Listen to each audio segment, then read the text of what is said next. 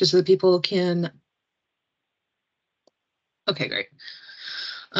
Just so that people can view this webinar afterwards. It will be, sorry, I just got distracted by the fact that it started transcribing me. So this will be posted on the website and possibly in the resource packet, but yeah, so if you ask any questions, remember that you're being recorded, but it's not that big of a deal. So hopefully all of you either got to watch day one yesterday live, or were able to at least skim through the recording for yesterday. We are going to be kind of jumping off of the topics from yesterday into more architectural discussion today. Alice Yates will be joining us around noon, so I will open up the floor for if anyone had any questions from yesterday. Before we jump into the new topics today, with the exception that we might have to wait until Alice comes if it's anything about Wasson in particular. So with that, if anyone would like to put anything into the chat or raise your hand if you have any questions that you thought of over the last evening.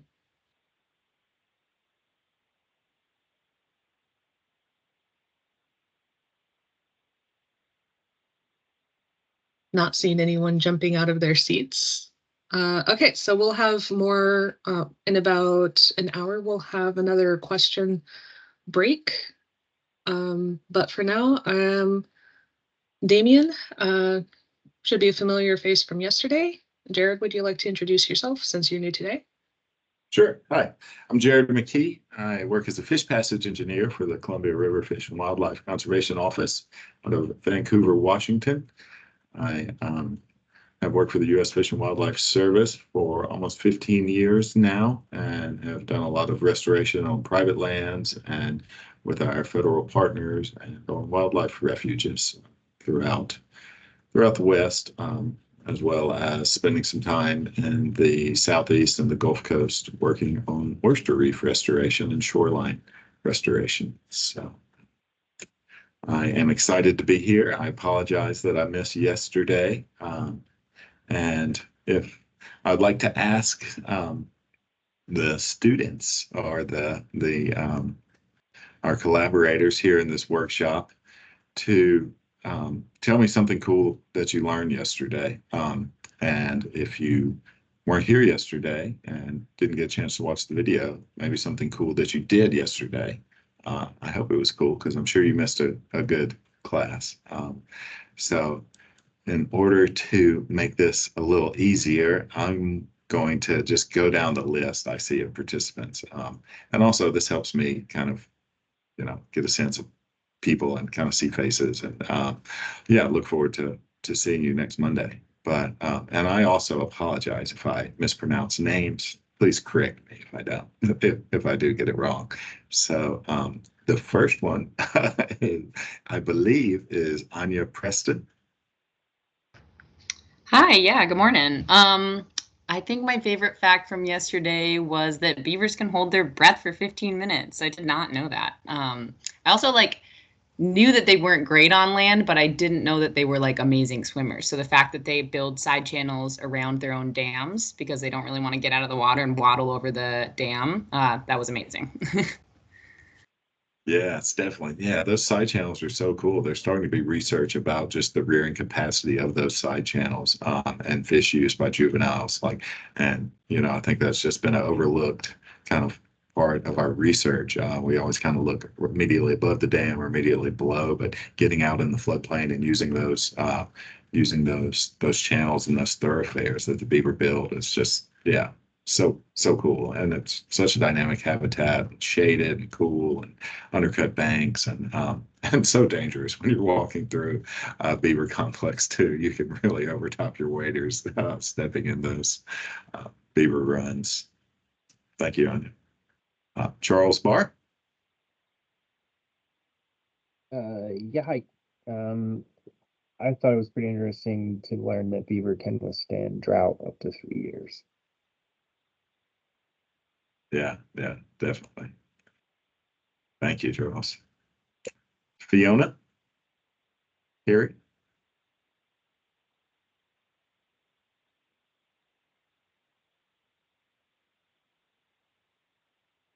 If you're talking, we can't hear you.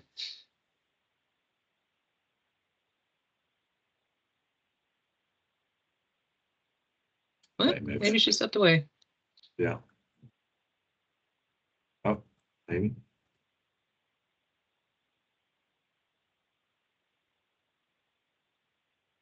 I have no idea where that came from. What It the looks fun. heck? Looks fun. Damien, what'd you learn cool yesterday? Wow, I've seen some of the presentations. I think Alice's presentation, they're building redwood nurse logs up in the upper catchments. So I've never seen those constructed. I'm excited to learn more about those. Yeah, that is cool. Sabra? The whole aspect of beaver dams affecting the spread of wildfires was entirely new to me. Yeah. Totally yeah, makes sense, but that was really cool. Yeah, that's such cool research that Emily's doing. Yeah. I hate that we lost her on the West Coast and that she had to move to the great north, but I'm glad she's still involved in the research. Amy Dar? I am Amy Dar. I fall into your category of not here yesterday and have not had a chance to review the webinar either. I'm the regional habitat biologist for the Umpqua with ODFW, sorry, for the Umpqua watershed, which is our Douglas, Yeah. Umpqua, and Coos districts. Yeah. And I'm also our beaver emphasis area lead, which is, and for what I do, kind of learning a bit more about the technicality of, which is not a lot of restoration. It's a lot of review stuff. And so it's beneficial for me to learn a bit more in depth about the technical aspects of BDAs. And what I did yesterday that caused me to miss a whole bunch of stuff was not particularly exciting, but it was very time consuming. It was the first day for a contractor on a Good Neighbor Authority project that I oversee. And, of course, timelines don't align frequently. So well, your absence is certainly excused. I wasn't asking for any kind of excuse, but yeah, I'm glad you're putting projects on the ground and being a good neighbor. So yeah, look forward to seeing you Monday. Thank you. Jack Edwards. Morning. I would have to echo the fire ecology and kind of beaver correlation there from yesterday. Great. Yeah, that's super cool. Thank you. Let's see who's next. Kelly with NCWA. Hi, good morning. I also fall into the category of missing yesterday, but that's because we were moving into a new office here in town. So that's my story about yesterday. Haven't had a chance to review the webinar also, but I'm glad getting little bits from folks this morning with their takeaways. And something that I'll say that I'm really interested to learn more about is that in restoration, it seems like we talk about beavers almost exclusively for their dam building capabilities and what that does for an ecosystem. But I also know that not all beavers build dams. And so I'm really interested in learning more about the utility of having beavers on the landscape beyond them building dams. Great. Yeah. Maybe we can talk more about that offline. Most of this is geared towards dam building, but yeah, the bank beavers certainly play a crucial role and yeah, provide a lot of ecosystem services as well. So yeah. Great. Well, thanks for bringing that up.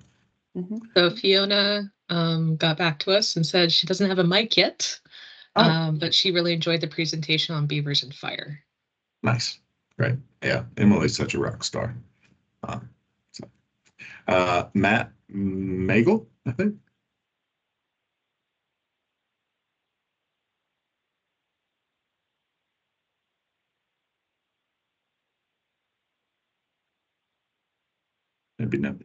Maybe no mic for Matt Magel.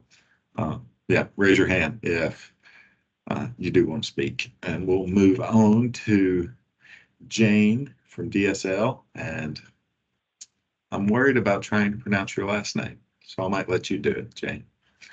Hi there. Yeah, it's my name is unusual, but it's pronounced exactly like it looks. It's roundabouts. Okay, Scotch. that's what I was going to go with. Yeah, yeah. And it kind of comes from the southern part of Belgium towards France, so it kind of has a little bit of that Frenchish look. Anyways, but I put in the chat. I was kind of blown away by this like high tech way of tracking trophic levels, using the different like high and low isotope kind of stuff. And I really enjoyed, again, like many people have said, about learning about help beaver dams and improving fire resistance. I was kind of familiar with that some. I've been dipping into this some on my own, but I loved Emily's kind of explanation about kind of expanding on, where the groundwater table is, et cetera. Yeah, so both of those I thought were really interesting. Thanks. Cool. Thank you. Melody Rudinko. Yeah, thanks. I did not know that when there's a lack of woody vegetation, beavers might actually utilize things like reed canary grass and blackberry in dam building. They're rather ingenuitous kind of critters. I did not know they would do that. I had heard of Japanese knotweed before, but that's kind of woody, so that didn't surprise me as much as the especially the reed canary grass use. So pretty remarkable. Yeah, that grassy vegetation is amazing. Yeah, and we try and keep a list of all the stuff that they build dams with. Like building with sagebrush is always kind of surprising to me, as well as flip-flops and just other stuff they find in the river. Oh wow. Yeah, thanks, Melody. Michael Schmischke. Did I butcher that? Oh, it's all good. Yeah. My name is Mike Shmaisky here. I wasn't present for day one, but I did have some time to go over the materials. One thing that I found really fascinating too, in terms of how a lot of implementation of these projects and really how the process-based restoration and how it differs from a lot of these other inputs. Where some projects have they want to use a lot more excavators and the like, but when you're kind of going to these low tech solutions, you can really get a lot of great results out of it, and really how it pertains to, like, on the east side of the Cascades as well. Really a little goes a long way. And another thing that was pretty interesting to see with kind of some of the restoration projects before and after, really just the amount of how much sediment is trapped and how it changes the system significantly only within 2 years even. I found that really interesting, and how the channel changes and how it interacts with the floodplain in a different way. It can completely transform an area that has been traditionally used for agriculture, overgraze, things like that. It was just really interesting to see the before and after, and really and also just lessons learned too. So to give you a little idea on what I do, so I work for DSL removal fill permitting, and I work on the South Coast, so Coos, Curry, and Douglas counties. Great. Awesome. Thank you, Michael. Yeah, sounds like you did a very good job reviewing the material. Thank you for sharing. Trevor, Terry? Hello, I am the hydrologist in the North Zone, Ottawa. I mean, I was gonna say Ottawa. I just moved here from the Ottawa. I work on the Umpqua National Forest, and I'll be in the field day on Monday, so I'll meet y'all then. I have to head out here. I have a meeting to head to, but I was here yesterday, and I really enjoyed learning about. It was quite astonishing the what the beavers do in terms of creating the wetlands. I didn't realize they were so fire resistant. So something to consider for the future. Yeah. Yeah. Just how much they help all of the terrestrial ecosystem. I mean, providing that refuge during a fire, I can imagine it's just full of, basically every species that's running from the fire. So thank you for sharing, Trevor. And good luck and look forward to meeting you on Monday. Whitney with MRT.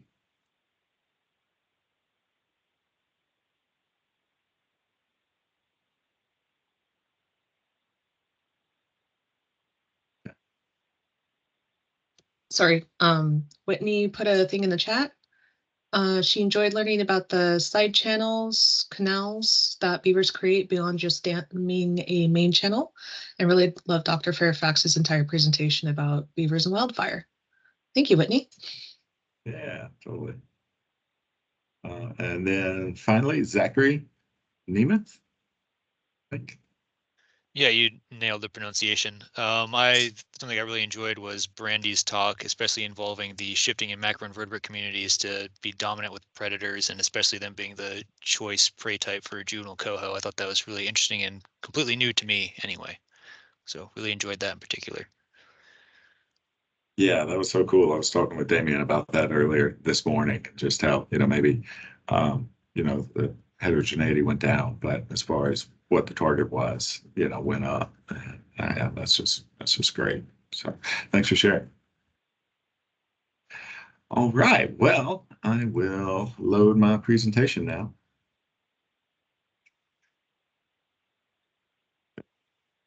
Scott. Sorry, just one more FYI for the group. We will be taking another 10-minute break about halfway through. So that way if you need a bio break, you don't have to miss any of the presentations. So go ahead. Great. And that's it. That's at 11? 11:15. Or after we're done with a Q&A session. Yeah, perfect. Okay, so before we get into the nuts and bolts of building BDAs, I'm going to go through and talk a little bit about the history and background and some of the important people that helped develop this technology, as well as some of the proof that it actually works instead of just making us feel good. I know that you saw some of that yesterday with the coho work with Brandy's and of course Emily's fire work, but we'll dip into Bridge Creek as well, where this photo was taken. So first off, just looking at where we're going to be, and the land stewards and our partners in protecting and restoring this land down here around Coos Bay. You have obviously a lot of tribes, and I'm far from an expert, but wherever you are, I encourage you to go to this website, native-land.ca. It's done a really good job of mapping the tribes and seeing the overlapping kind of territories that that the previous land stewards occupied and continue to occupy to this day. So these are some of ours in the area where we will be working. And a lot of this presentation is taken from these four guys. It's Joe Wheaton on the top left, Michael Pollock top right, Ben Goldfarb bottom left, and Colin Thorne bottom right. They're kind of the Joe, Michael, and Colin are all PhD scientists, and then Ben Goldfarb is an excellent writer. conservation author.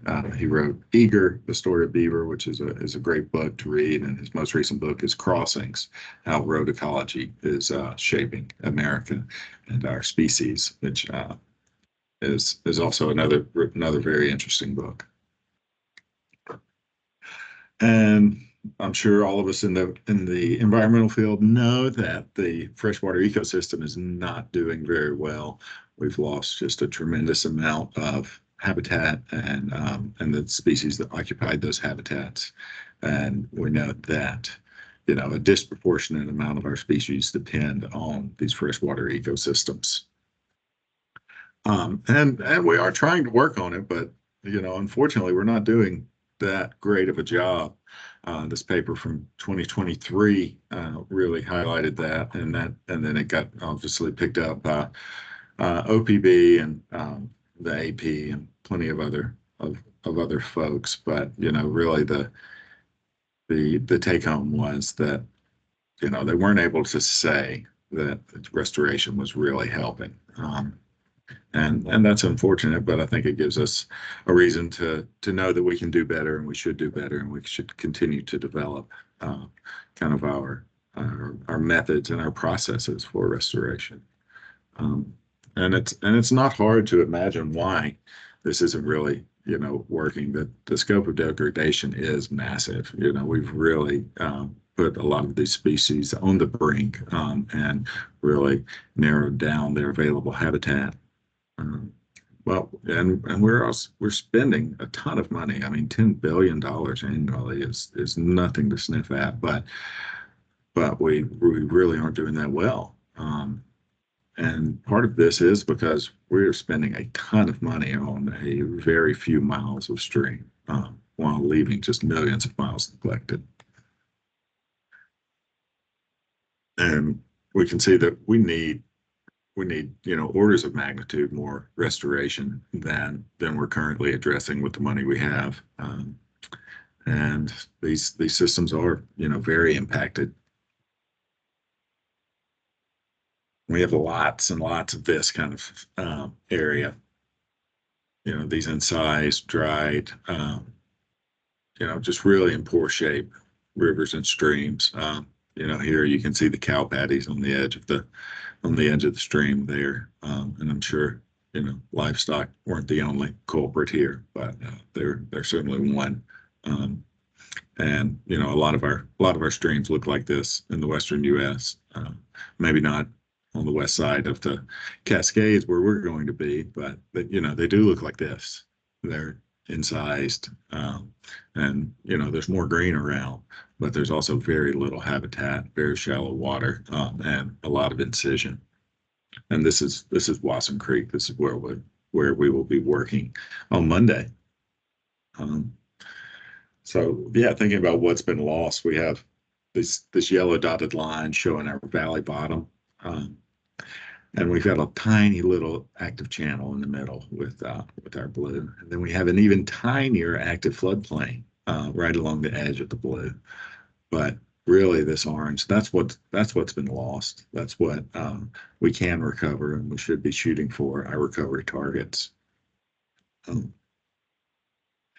And even where there aren't a lot of anthropogenic impacts anymore, we end up having these structurally starved bowling alleys where we have a, you know, really monotypic forest of single age stand that is holding in the banks pretty well, but it's also holding in the banks pretty well. So we don't get that any kind of morphological change, any channel widening or horizontal movement of channel, no recruitment of sediment to build up these streams and start creating some complexity in the channel.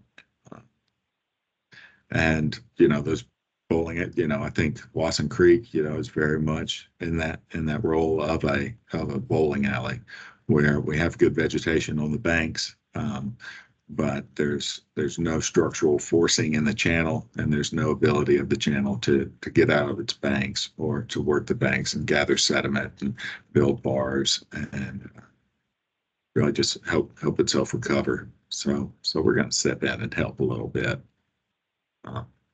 And structural starvation is really affecting a lot of our channels throughout, and it's no surprise looking at the history of degradation and these impacts, starting with the fur trade and mining, railroads, agriculture, logging, hydropower, and then our increased urbanization, invasive species, of course, climate change is perpetually a problem. And then, illegal drug activities, which, you think about your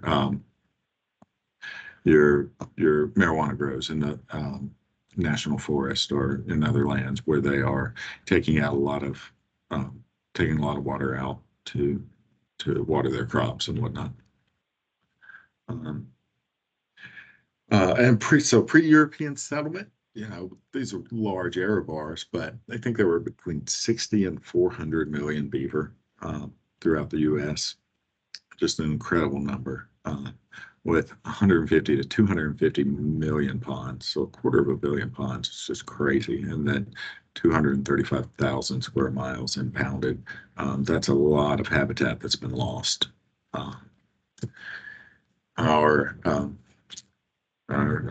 The land stewards of the past, like the Blackfeet, they knew that the beaver were important for all they provide and just that ecological oasis. I think we saw that with Emily's talk yesterday, the oasis that these wetlands can provide during fire, but also during drought and even during high water events, creating slower water. So our species aren't getting blown out, or juveniles aren't getting shunted out too quickly to the ocean for our anadromous fish. And really just, kind of belaboring the point that beavers were everywhere, in the, Lewis and Clark era, Captain Clark saw beaver dams pretty much all the way up the drainages as far as he could go, all over the Mountain West.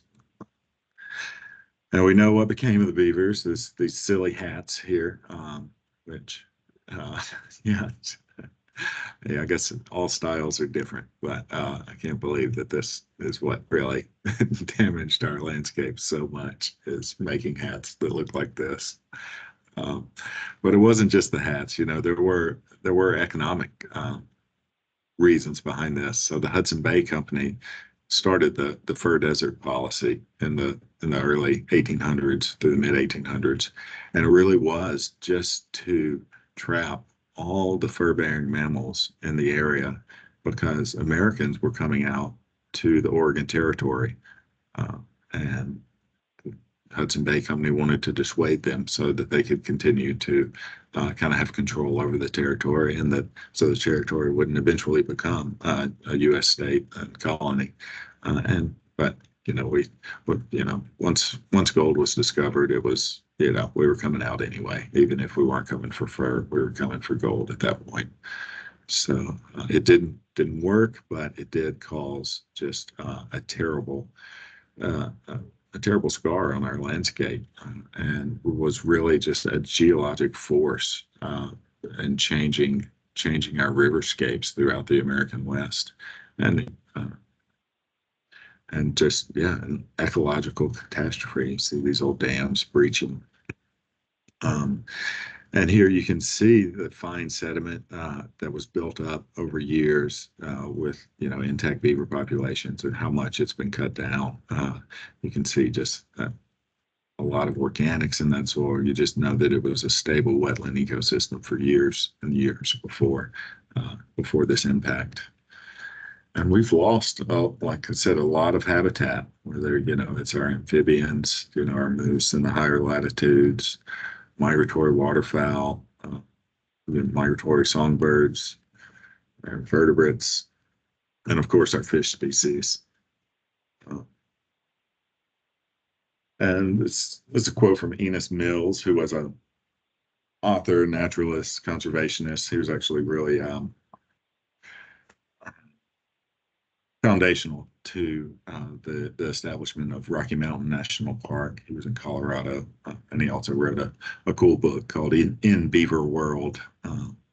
But yeah, the live beaver is way more valuable than a dead one. And so, so an aquatic ecosystem look like this. Does it look like that? Or should it look more like this? And how do we get there?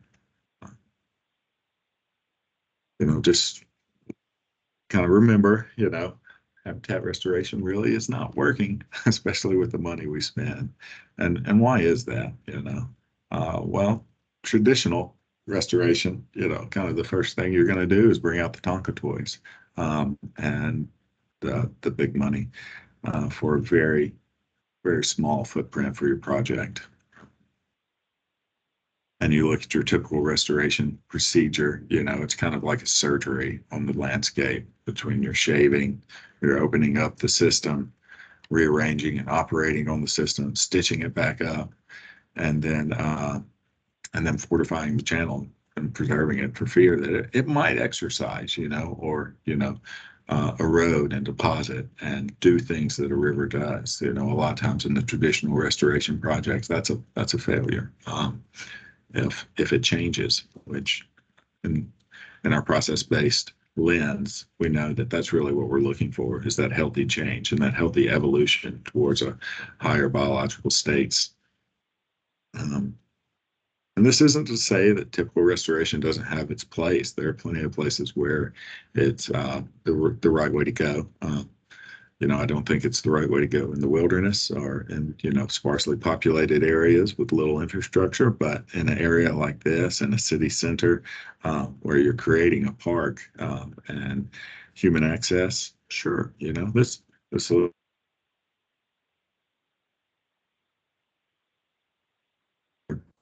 so, now there's volitional fish passage throughout, as well as providing a lot of services for the human population in this area.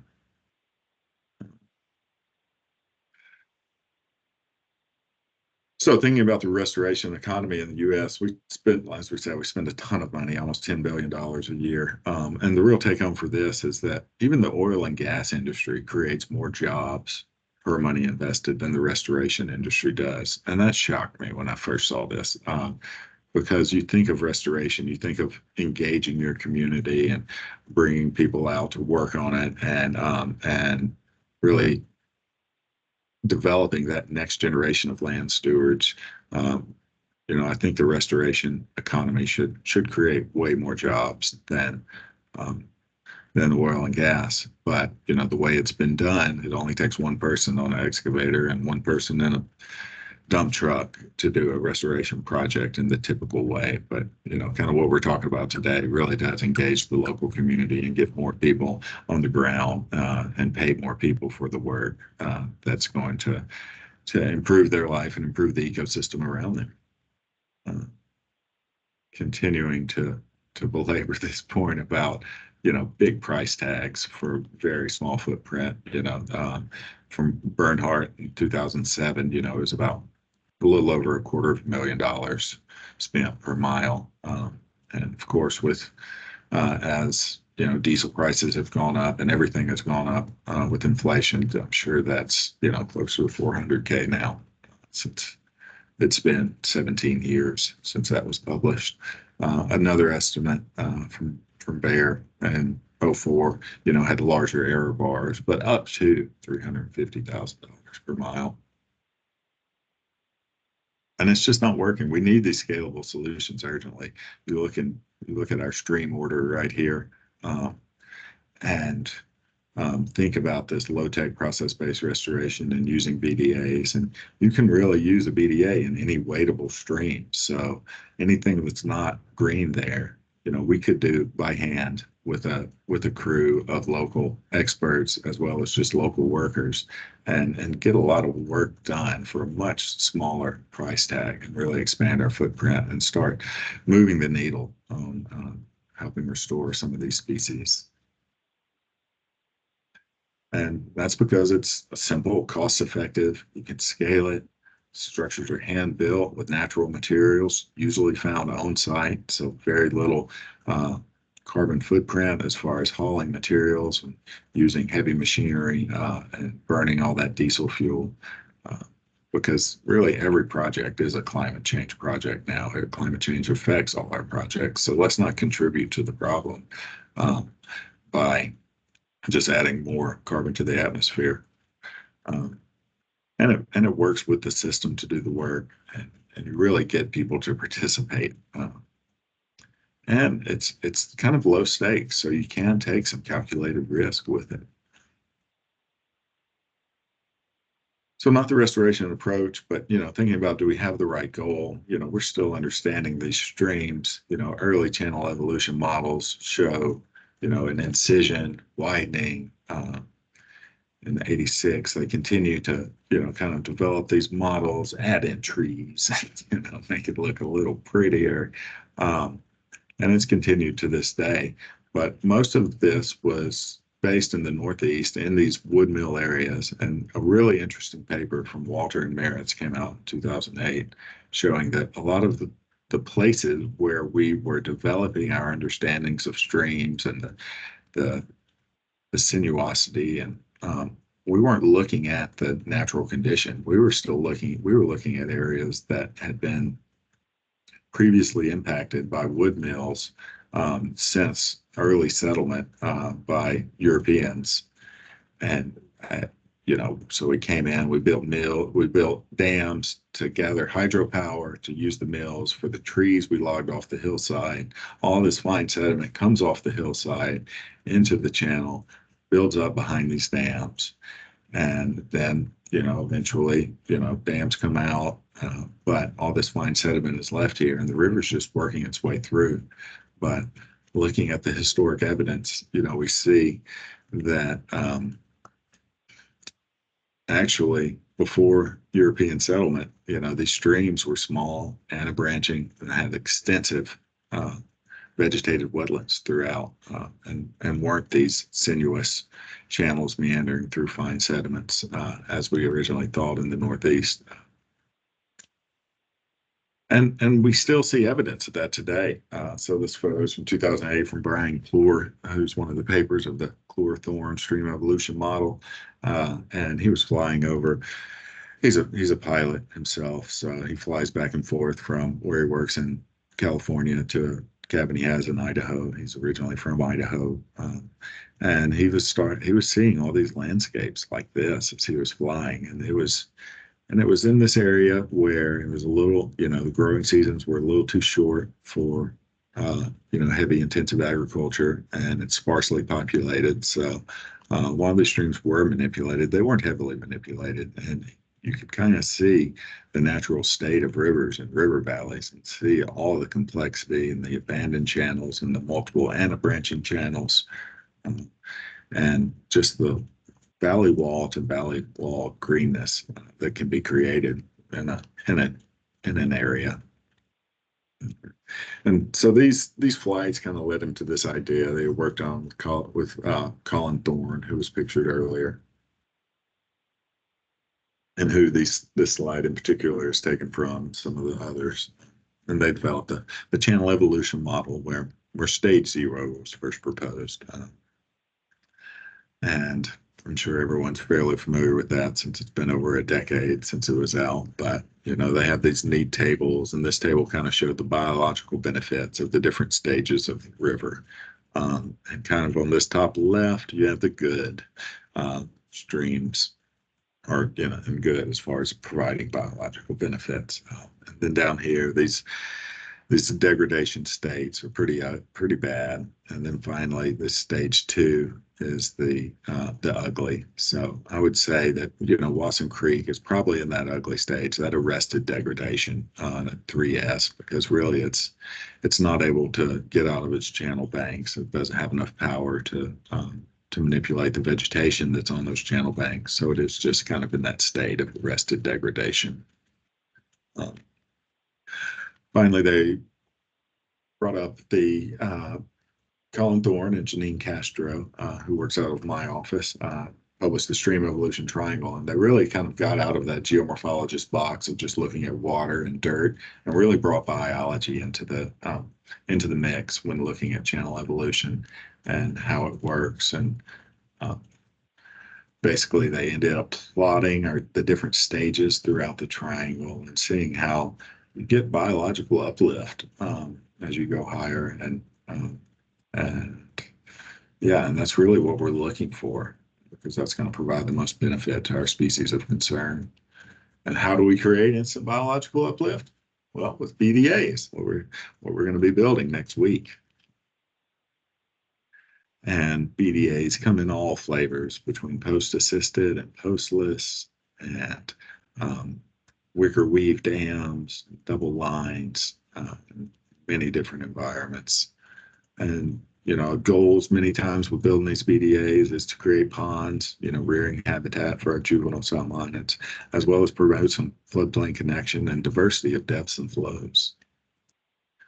On the left here, you see kind of some of the first BDAs that were just like a wicker weave with the post line, like you would build a wicker fence, out of willow or alder or anything else. And then on the right, you see that we're really expanding and providing a lot differing alignments and materials, as well as just how much of the stream we're actually blocking with our BDAs. And BDAs aren't the only way to really help the beavers. One of the things that you have the most success with is if you have beavers in your site, but the dams continue to get blown out, reinforce those dams with some post, and that really helps the beaver, because they're not having to put energy into rebuilding that dam every spring. They can start digging those side channels, accessing the floodplain more, building more dams, building floodplain dams, as well as rearing more pups. Those pups have greater survival because they have that continued deep water habitat throughout the year, and aren't really exposed right after spring flows when those beaver dams break. So here's kind of BDA version 1.0. We have wicker weave, and this might even be a little later than 1.0 because they are extending the post into the floodplain, which wasn't initially done, but that helps because you help prevent flanking of your structure when you start building out into the floodplain and really activate your floodplain during high flows. You can see our plan form, our cross section, and our profile. In the profile, you'll notice a few little rocks and sediment down at the upstream end, at the base of the structure, to prevent that piping. And you don't want to create a sieve out there with it. So that helped with that. But after that, they realized, you really need a mattress on the back. Top right picture, you can kind of see a natural beaver dam. You see how all that wood is over the back. So when water is flowing over, you're not getting excessive scour, and you're not going to lose your dam through a plunge pool on the back of your dam. And version 1.2, you see a little greater range of materials and sizes, and starting to build them in unison as a complex. So you got a primary dam upstream, a secondary dam downstream, and that's providing support for your primary. And yeah, just that diversity of material sizes. And then finally, we kind of have BDA version 2.0 with our postless beaver dams, and really discovering that, a lot of times the posts are just there for us. In systems where there isn't excessive energy, where there isn't too much incision, you can really get away with not using posts. And your BDA will probably persist, but if it doesn't, that's okay, because it's probably going to do something cool. It's either going to flank around the side, and so that's channel widening and increased sinuosity, as well as recruiting sediment off that bank, or it's going to just blow out, move down, rearrange itself, and all those willow cuttings that you've had that have been wet sitting in the beaver dam are going to plant themselves on the bank. They're going to establish your riparian vegetation is going to start doing better, and the larger pieces are going to deposit somewhere along the channel. And more and more research is showing that in these large wood projects, that's really where you get the bang for your buck. It's not when you first place the wood; it's when the wood is transported and moved around, and then it's provides even more complexity and more channel forcing. So even if a BDA blows out, it's probably a good thing, and you can always build another one. But of course, it depends on your goals. So again, looking at our postless BDA planform cross-section profile, you notice that the base is wider than the height of the dam. So that's something to remember and something that we'll touch on again. But when you're building these postless BDAs, don't build them too vertical. You do want it to kind of be like a beaver dam in shape, size. Here we have an excerpt from a pocket guide from Wheaton et al. 2019. Go on to the Riverscapes page put out by the Riverscapes group at Utah State University, and they just have a ton of material, way more than we will cover in this class. But it's just an excellent source of knowledge and parts and pieces, and really everything you need to know to build a BDA and design a BDA even. So in summary, these BDAs are leaky structures that mimic and promote this beaver activity. You really do want to create some upstream ponding. You may even force overbank flow. You want to use a variety of materials and size, and even what it is, whether it's organic material, sediment, woody material, and turf. We often think a lot about the woody material, and those are the key members. But vegetation bound with sediment, as well as sediment itself, are key parts of a BDA and naturally built beaver dam. So again, cost-effective, process-based, they can scale up to the solution. And yeah, all that's nice, but does it work in practice? And here we'll look at the Bridge Creek. So it's the Bridge Creek IMU, which is in the Columbia system, and Bonneville Power. Obviously they have a lot of effects to our anadromous species throughout the Columbia, and part of what they do is pay a lot of money for restoration as well as monitoring. So this is one of the most intensively monitored BDA projects out there that I'm aware of, and it was over years. And this is in the John Day Basin in Northern Oregon, and specifically the Bridge Creek watershed. So you can look at Bridge Creek in '93. There was grazing at this time, and kind of just a degraded incised stream. But mid 2000s, 2009, even later, grazing had stopped, but we still have an incised stream. It's a little greener, but we still just have that very narrow strip of accessible floodplain, and all the other floodplain is still relatively inaccessible and really, sagebrush upland. But beavers were in Bridge Creek.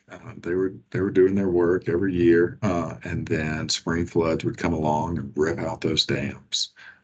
Beaver dams were not persistent throughout here. So looking at paper from 2008, looked back through satellite photography and aerial photography, and looked at years to abandonment of dams, and the vast majority of dams didn't last past a year. Almost all of them got blown out, and very few, down in the single percentiles were at 3 or 4%.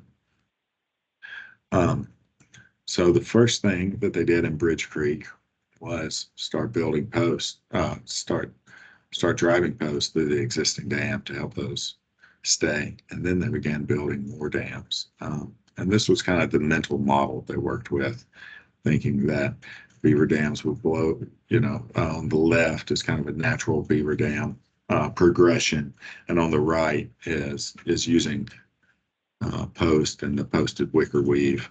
This is from Pollock 2014 in Bioscience, but you see kind of a similar progression. And of course that one on the left, set on the left, looks better than the set on the right, but it takes a lot longer, and the one on the right is really helping get to that on the left as quick as possible,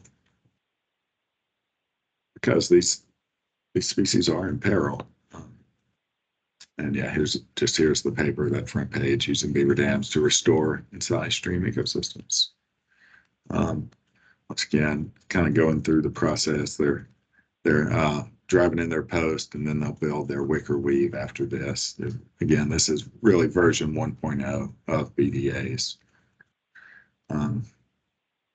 And they were using, looking at BDA complexes and structures and about 4 treatment reaches per kilometer.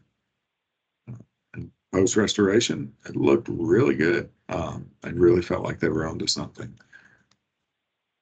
Looking at the number of BDA, beaver dams and BDAs, you can see the gray bar there is the time of restoration. You see our control reach, which is the larger dashed line. And then the Bridge Creek is the dotted dashed line. And then obviously the treatment reaches are that clear line. You see that, beaver dams and BDAs really increased after restoration, which not surprising that BDAs did, but a great sign that beaver dams did. Other things they began to notice were just meters of aggradation. In this spot, it was about a meter of aggradation just in 1 year and in one runoff period. And that really shows how much sediment is moving through the system, how much you can start recovering this. And they saw the floodplain reconnection, the side channel habitats, that low velocity, just heterogeneity throughout, providing lots of habitat. And one thing we always, hear about and, get questions a lot about are stream temperature. Are these beaver dams, you're creating a large pond, a lot of solar exposure. It makes sense that they would warm up, and they do somewhat, but there's a lot of reasons that they also provide cooler water, including hyperreal flow and increased shading. So here's stream temperature going upstream is on your right, moving downstream to your left. You can generally see that decrease in temperatures around above and below treatment areas.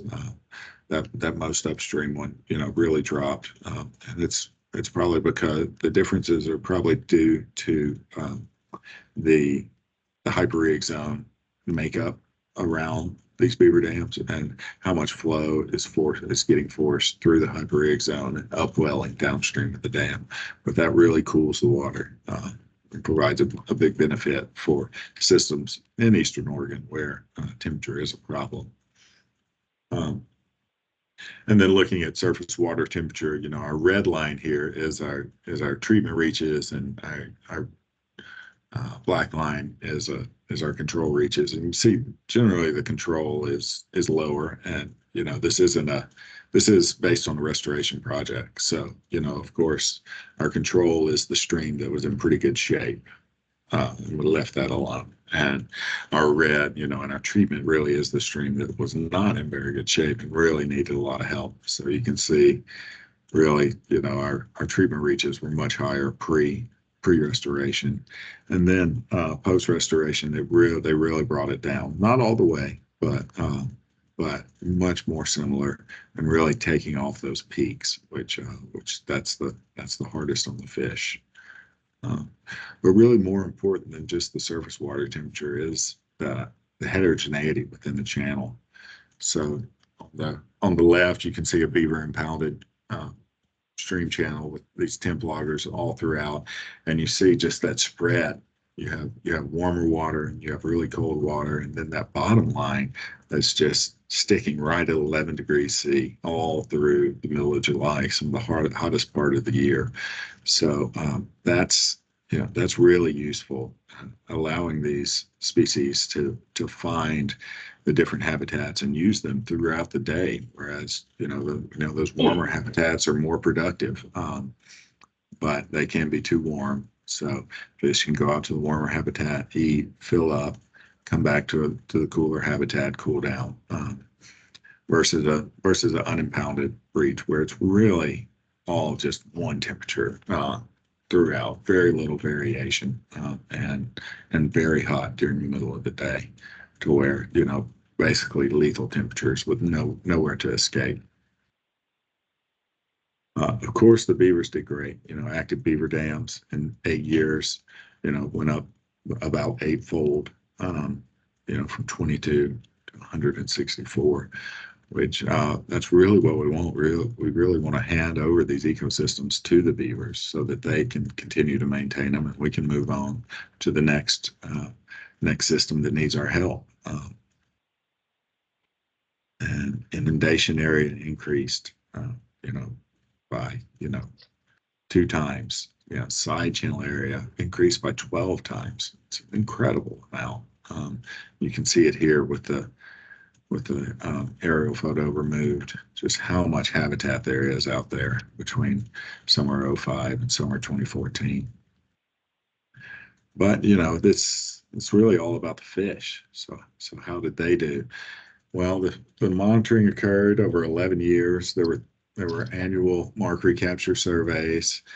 They pit tagged 100,000 juveniles. They had passive in-stream antennas as well as an adult steelhead trap down at the bottom. Looking at our densities, that the top graph really plots our Murderers Creek, which was our control and in pretty good shape, and Bridge Creek.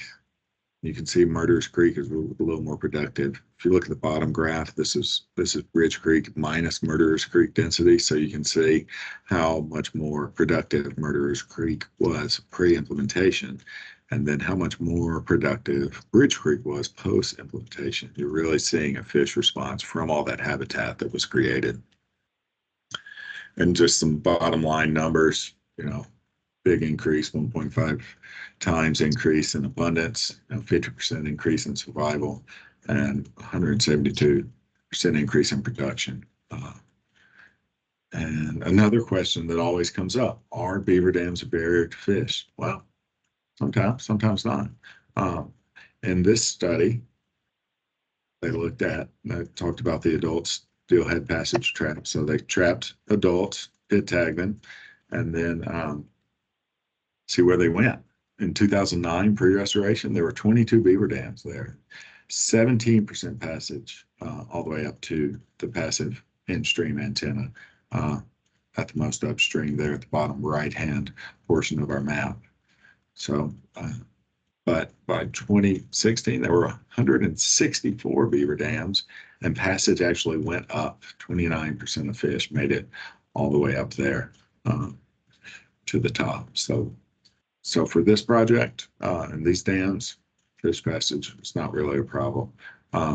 And you have to think about passage too. There was a lot of spawning habitat in between the most upstream pit tag array and the most downstream. So it's not like we were shooting for 100% because a lot of those fish stopped in between and used those gravels between there.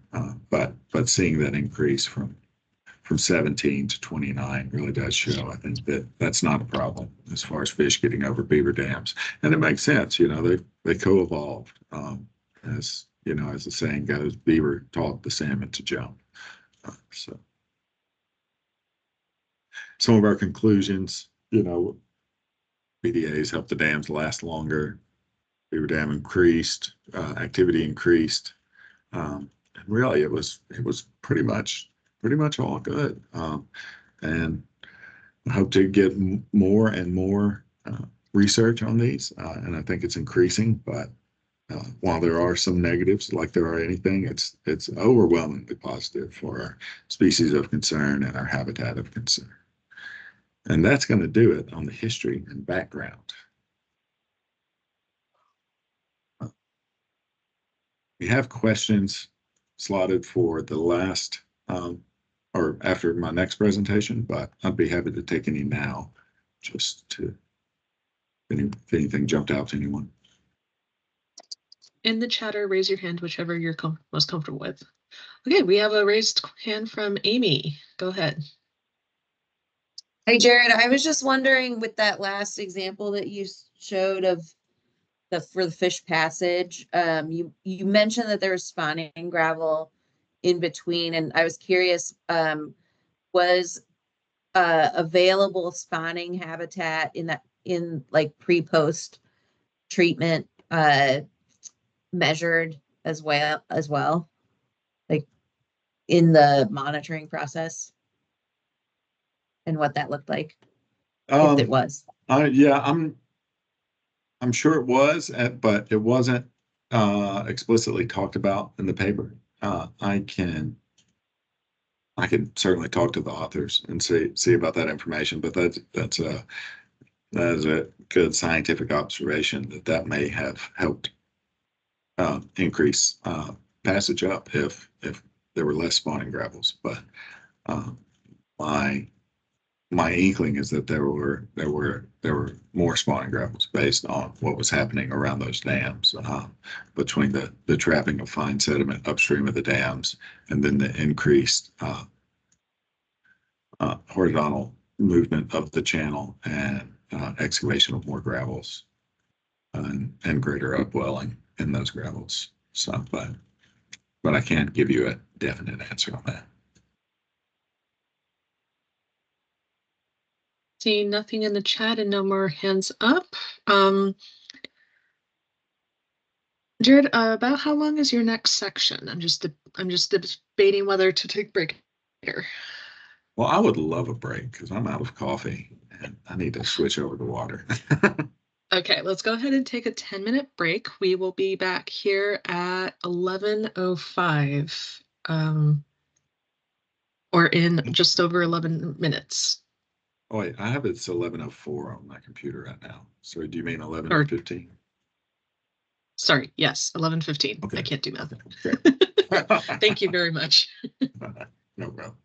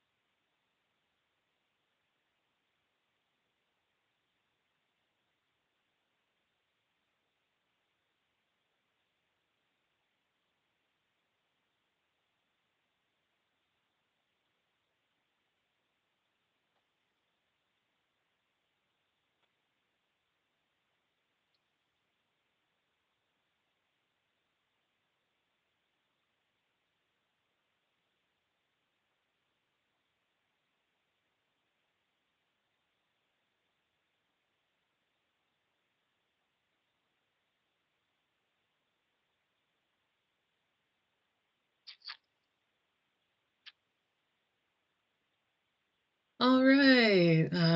We've hit 11:15 and hopefully folks are making their way back to their desktops.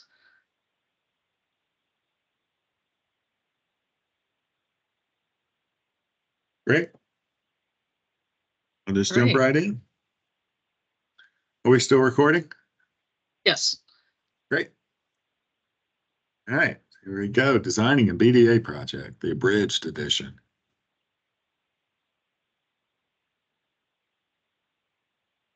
All right, first off, you shouldn't start a design without mapping your valley bottom. Very important. That's because that's your target, and that's what you're going to design to.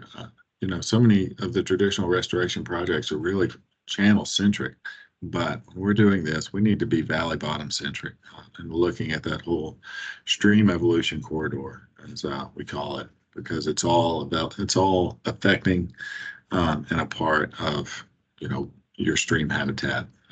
You know, as Eric Katumps of the Umatilla tribe says, it's the floodplain is the river.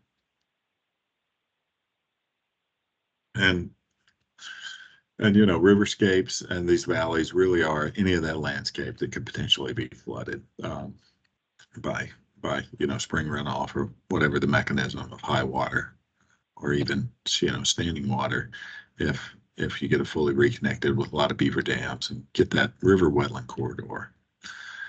So first you want to map your active channels and your fans and look at your valley bottom. You know, LiDAR is really useful in this. You can do it without it, but LiDAR really helps. And here we're seeing, you know, our valley bottom with our dash line around our fans kind of in the tan color. Our the pink is where, you know, you have that confining margin where the channel is running up against the boundary of the valley bottom. That's a great source of sediment.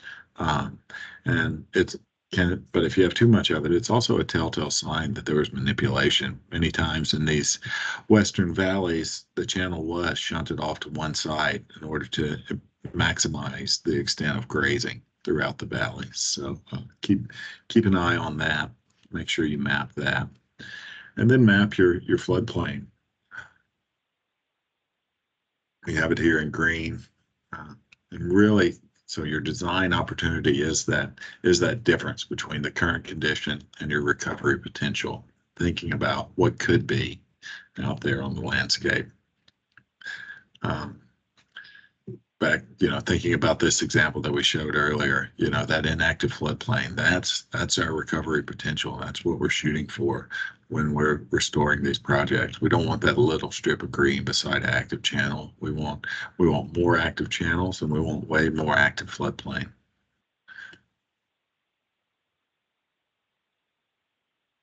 Your condition can be expressed in that mapping of inactive floodplain. You can really see your degradation of the floodplain by just how much is inaccessible.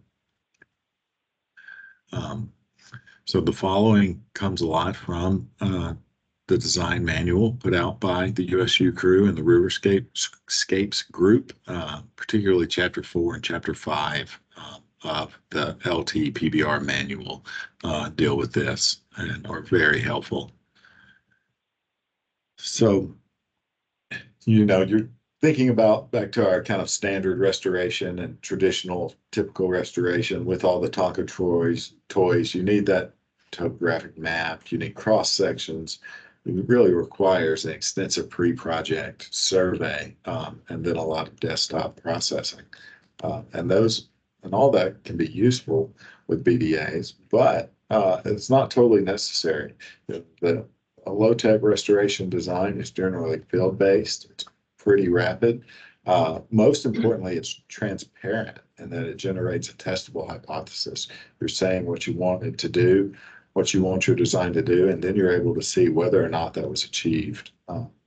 And also, most importantly, when thinking about funding these and getting them on the ground, it doesn't need a lot of topographic survey or extensive hydrologic modeling. So you're saving a lot of that upfront cost that goes to an engineer like myself clicking around on a keyboard. And I'm okay with that. We need to get more of this work on the ground.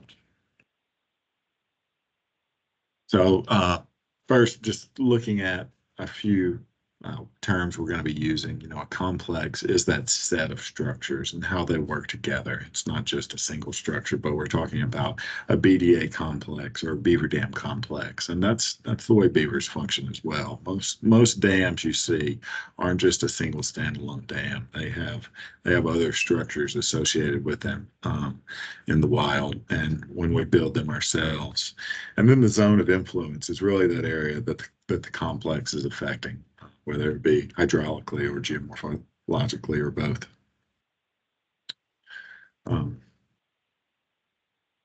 So right here, you can see the zone of influence in blue and the structures with the red line there, and then the valley bottom with their yellow line, which looks a little high, looking at that one on the right or river left. You can see that dotted line really kind of going up into that colluvium slope. So I would call this a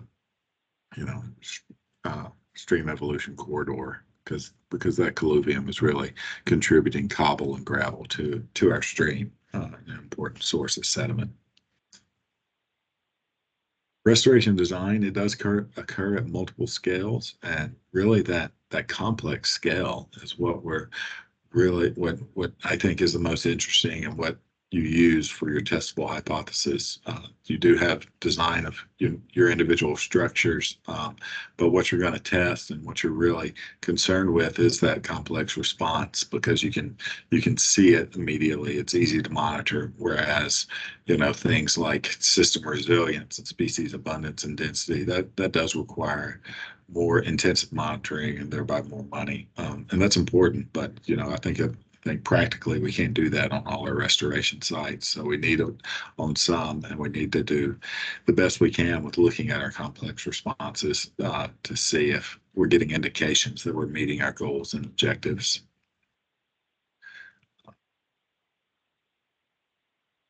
So when thinking about designing a project and your objective of your design, you really want to communicate your extent, where you're working, how you're going to work, and what you expect the work to achieve. That's kind of your big boxes that you're thinking about. And that can differ depending on how you want to use this design, whether it's for permit applications, cost estimates, a proposal, or if you expect an independent contractor to implement this project. So all those factors and those different cases would necessitate different levels of design. But as far as a minimum design package for these, you need a project scale map, you need a complex scale map. And then you need your complex design tables. This is where your hypothesis will be, as well as looking at your number of structures. And then you need typical structure schematics.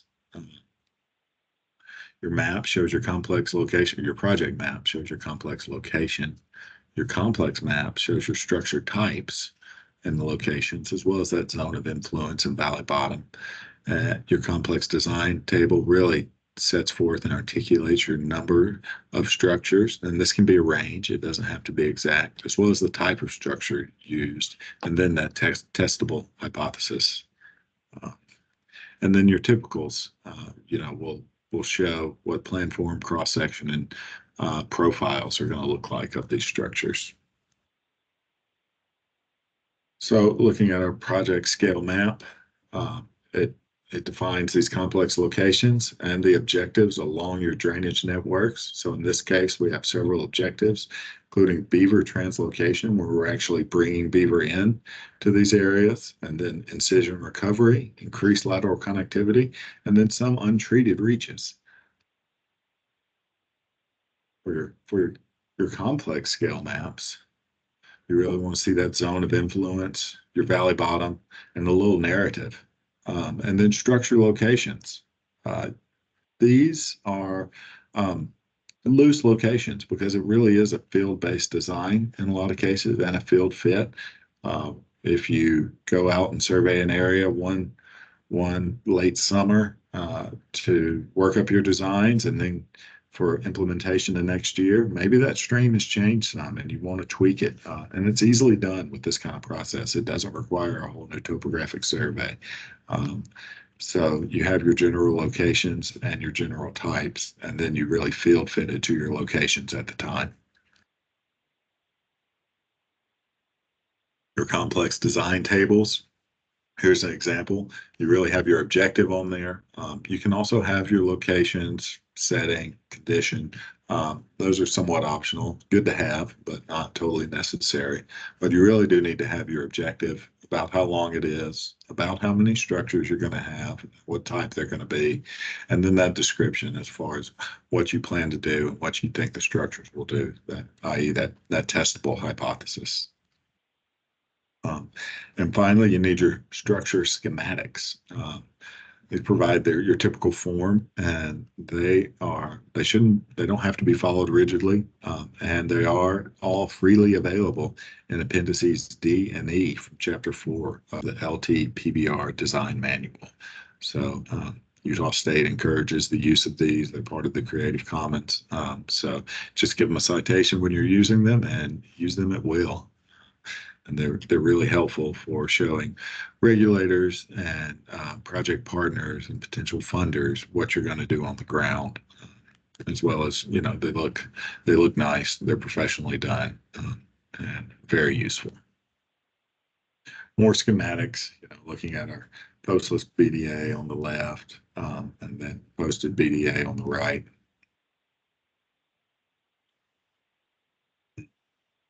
So for conditions and recovery potential, you know, that's really what's going to drive your objectives. Remember, it's that gap between what exists now, what could exist. And you have a lot of potential, you know, whether that's incision recovery or increasing your lateral connectivity or beaver translocation. They all have different kind of goals and objectives. So for, you know, in-stream complexity, you know, you might see a low topographic complexity, a lot of planar features, where you can increase that by using PALs and BDA. PALs, I think this was covered yesterday, but that PAL stands for post-assisted log structures. So they can be channel spanning, or they can be bank attached or mid-channel, but they're really just woody debris that's you're placing by hand and then pinning in with stakes. Other objectives including the incision recovery, beaver translocation, and that increased channel floodplain connectivity. You can see kind of why that objective would be used based on the current condition, this table. So for incision recovery, this complex design, you know, you have the potential of 100% active valley bottom, the Nassau-Towsing Channel. So, and phase one to get there would be to widen and grade the channel. In order to do that, your strategy would be to force channel widening and aggradation using bank attached or channel spanning valves.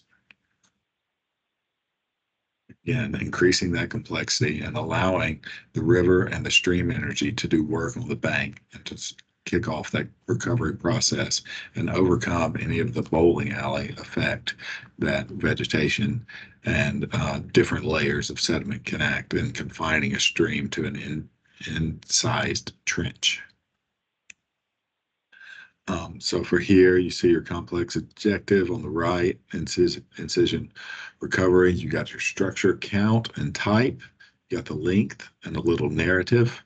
You have a current condition that you're setting out, and then your anticipated condition. Again, you know, very open about your objectives and documenting what you're doing and what you expect to happen, so you can see if you're doing it right or not, or if you're accomplishing your objectives. And also remember, in your complex, you know, you have these zones of influence depending on your complex and your structures, but these can overlap.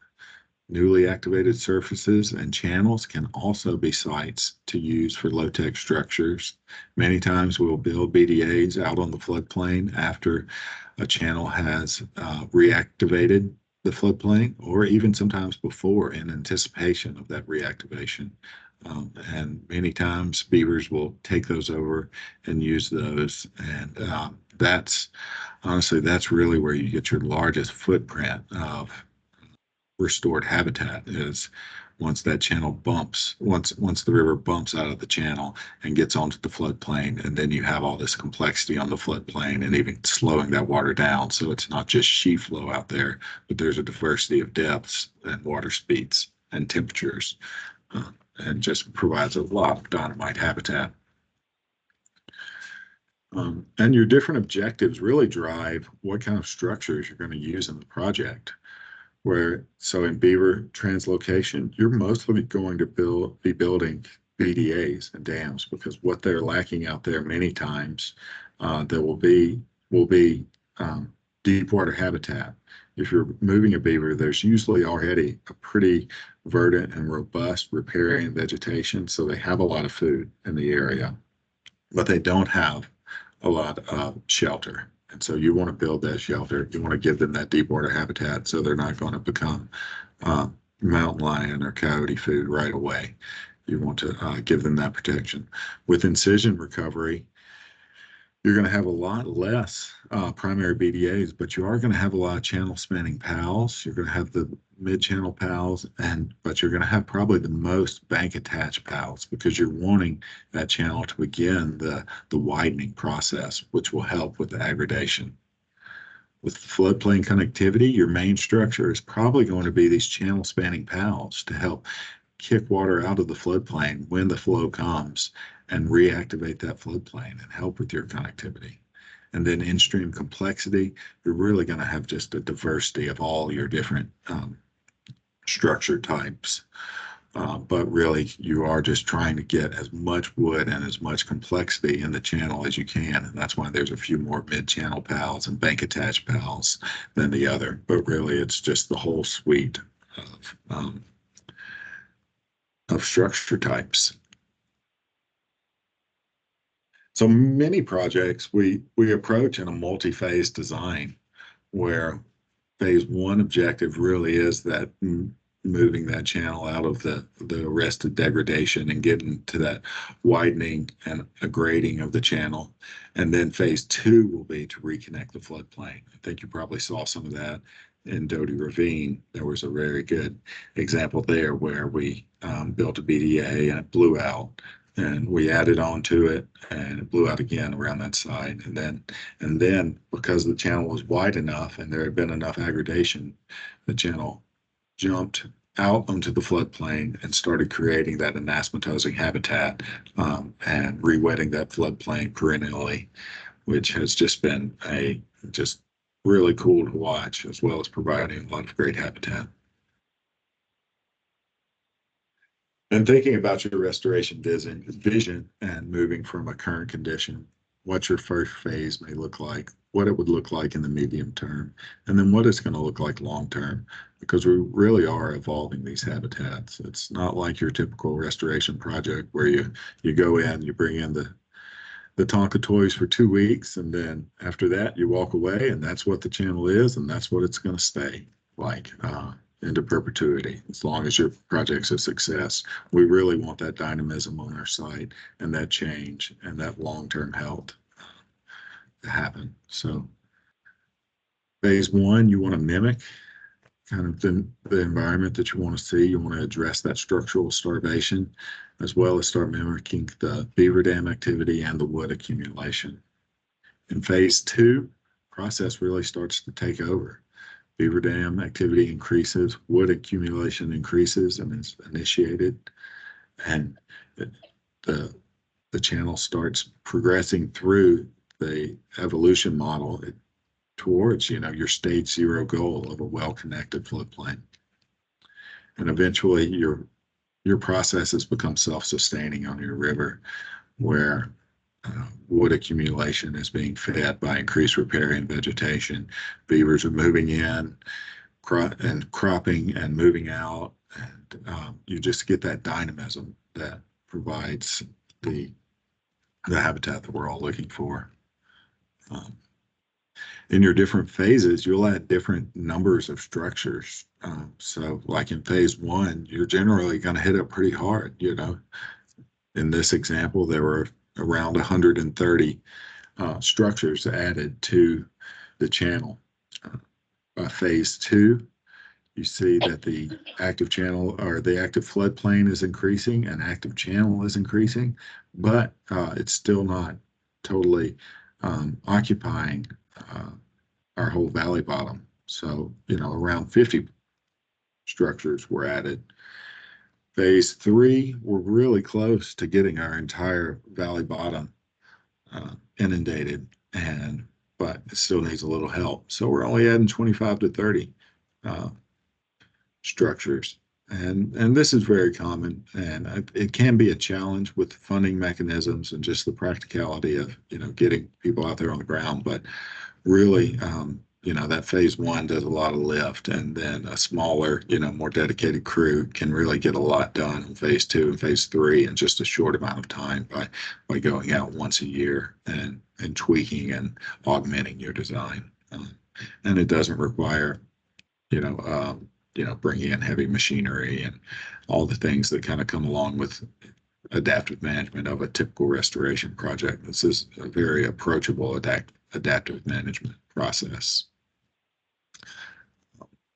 Looking at your objectives, you can see kind of over time, thinking about the different flows that come through, and you can track your surfaces, whether that's inactive floodplain, or active channel, and you really want to see that progression towards your goal. But it's really helpful to track this along with your hydrograph and your flood, because a lot of times you need those high flow events to really create scour and erosion and deposition, and really just have recovery of your system, because you are relying on the stream to do the work. You're just nudging it in the right direction.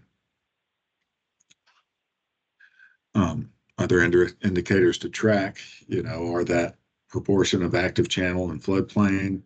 You have your different stages from Kluwer and Thorn you can track. You can track large wood accumulation or large wood loading, as far as pieces per mile.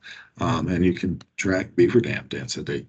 And you want to, here's just some examples, but you really want to see most of these increasing or progressing towards your goal. So overall, the low-tech design really focuses on complexes, as these sets of structures, not the individual structure. It's really transparent. It identifies your zone of influence. It's driven by your condition and your recovery potential, and is used by pretty much everyone that works on restoration projects. Once again, you can really track this, This is an example of tracking the riverscape evolutionary stage from the channel evolution model of Kluwer and Thorn. You see, at the bottom, stage 2 is red, on through stage 5, 7, 8, 0. And you see after, 2 to 4 typical floods and 1 large flood, you really have a lot of recovery. You have very little channelized area. You have all anastomatosing wet woodland, laterally active, and widening and grading systems. So very helpful for tracking your project and your processes and objectives. Again, these are some of the people that provided slides for this talk. Joe Wheaton, Michael Pollard, Colin Thorne. I don't think any of Ben's made it in this talk, but still, thank you. He had some good pictures for our previous talk. And that's the end of design. So any quick questions about design?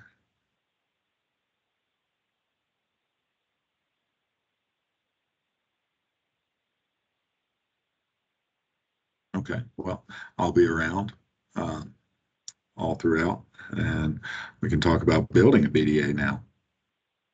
Is that okay with you, Sabre? Yep. Great.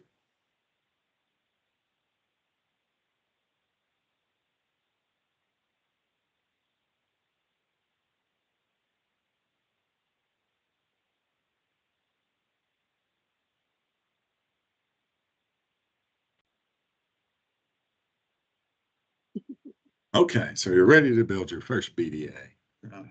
What are we going to do? We're going to get out there and we're going to prep.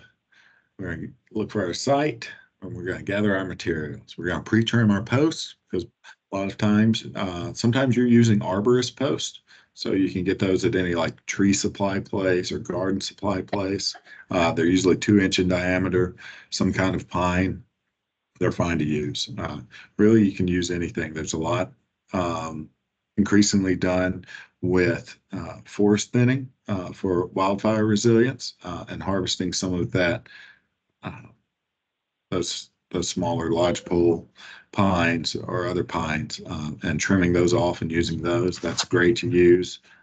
Or you can buy them, yeah, from the arborist store. They're not too expensive, but they are usually pretty long, either 8 feet or 10 feet. And generally that's a little too long. So you kind of want to trim those off. And then you want to start gathering your materials and sorting those. A lot of times we're using alder or willow or other kind of riparian species, but really you can use any kind of woody species with those. A lot of the wildfire resilience project where we are thinning lodgepole, we will use some of the lodgepole branches. So we'll use the main stem as our post and then branches as material for building our dam. And then one thing to watch out for when you're building your BDAs is undercuts. You really don't want to build at an undercut because that's incredibly hard to get a good seal under and pack around. So watch out for undercuts. And then when you're building, you need to decide whether you're going to build a primary dam or a secondary dam. We're going to build both of those out there, but they are a little different. Specifically, primary dams are generally a lot taller, and secondary dams are a little shorter. But this is that complex that we're talking about and thinking about, and how these structures work together to achieve our objectives. Types of BDAs, include the postless or the posted. See on the left there, you kind of step 1, you choose your site. If you notice, step 2, they decided to build on a riffle, and that's generally where beavers build their dams and where we build BDAs. We don't want to build a BDA in a pool. We really want to build on the crest of a riffle, or about a third of the way down a riffle. Somewhere in that zone. And you build in layers until you reach your predicted height, and then you can either post it or not post it. But when building the BDA this way, you do post last. The version 1.0 of BDAs was a post line wicker weave, like you're building a wicker fence. And in that case, the post went in first, and then you brought in your material and you weaved it around. And we can do some of that as well out in the field if we want, but really kind of the state of the science is moving to those, those structures that more closely resemble beaver dams, and with the posts going in last or not at all. So yeah, like I said, you select your location. And this is dependent on your site. A lot of factors go into this. We talk about putting them on riffles, and that's kind of the first cut. But you also want to look for, depositional zones in areas where there is slightly lower velocity potentially. A lot of times you want to avoid areas with excessive scour. You don't want to build just right there where there is the most energy. You want to work around that. You want to work above it and try and split flow off to lessen the energy in that really problem area. Or you want to work below it and backwater that problem area. So instead of, just addressing your problem head on, you work around it to affect your problem to where it's going to evolve and meet your objectives. Because if you do put a BDA in that highest energy spot, that's the hardest place to get a BDA to stick. So unless your goal is to have a BDA blow out, which is fine in some cases, but most of the time we want them to stick around at least for a year, maybe 2, maybe 3 or 4 if a beaver takes it over. You do want to not work in those problem areas, but work around those problem areas so that you're affecting that problem. Other things to look for is bifurcations of the channel and confluences. These are great places to build BDAs. Whenever we see a little side channel coming off, we're going to build a BDA right below that side channel exit so that that side channel gets activated. And then going downstream, we're going to build another BDA right below where that side channel re-enters the river so that all that area is inundated and we're not allowing too much flow and too much energy to go in that side channel so we don't get total abandonment of our initial channel. Because then it'd be like a 1-to-1 trade, whereas we want 2-to-1, out of our project. So we want twice the channel length by putting these BDAs in instead of just changing the location of the channel. And then thinking about building orientation, really you can build in any orientation you want, whether that's straight across, slanted, the typical, beaver dam, traditionally that you think about is in convex shape. So you're spreading water as the flow goes out. For those of y'all familiar with Roskin Designs and his method, it's exactly opposite of this. Whenever people that are steeped in Roskin see this, they freak out. They think we're going to get excessive bank erosion, all these other problems, really bank erosion isn't as much of a problem as especially with BDAs and working in complexes as it would be if you're building a Roskin weir. But really what you don't want is a concave alignment, because that concave alignment really focuses flow into the middle of the channel and creates a scour pool, which will eventually undermine your structure. So beavers really don't build concave dams that much, and so we don't either when we're building BDAs. Okay, now that we got our location, kind of how we're going to orient it, on to step 2, we're going to build our base layer. We're going to start. Yep. Jared, before you go on, can you talk a little bit more about some of the conditions that we find a lot on the coast, such as heavy rain during the winter time, fine sediment, and building in tidal areas where you have 2-directional flow? Yes, yeah. Yep. So just thinking about the areas that a lot of our participants come from. Yeah, definitely. So heavy rain. How do I approach heavy rain? It is, I guess, expected with these BDAs. Yeah, so you are going to get peak flows, higher peak flows, maybe more peak flows. You're not going to have that snowpack melt associated with it, so you won't have those highest peak flows that are associated with like rain on snow events. So your BDAs will be built to that, and they should probably be more persistent due to while you do have those peaks, they're not as maybe abrupt as a rain on snow event that you would find in eastern Oregon. And fine sediments are great. They are, obviously easily transportable. The non-cohesive fine sediment is especially great because it is less likely to suspend and have a much shorter residence time within the water column. So at a higher water velocity, that non-cohesive sediment will actually deposit upstream of your dam and help get that going. And then hopefully during your summer season and your growing season, you can have some submerged aquatic vegetation really take hold down there, firm that up, and get it to persist over a long time and really lock it into that stream bed so that you're getting your recovery. And then the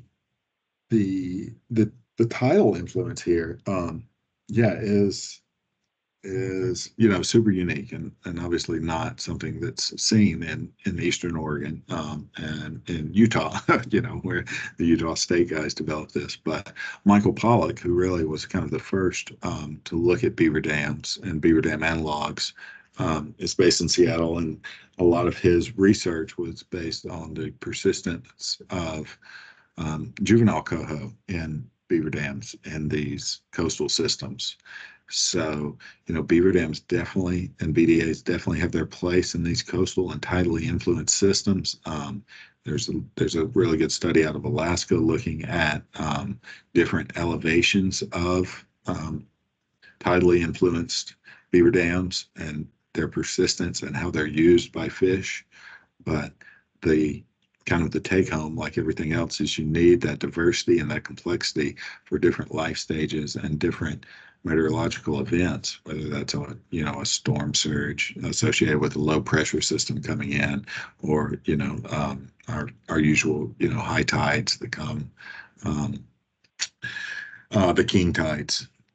So what you really want your your BDAs to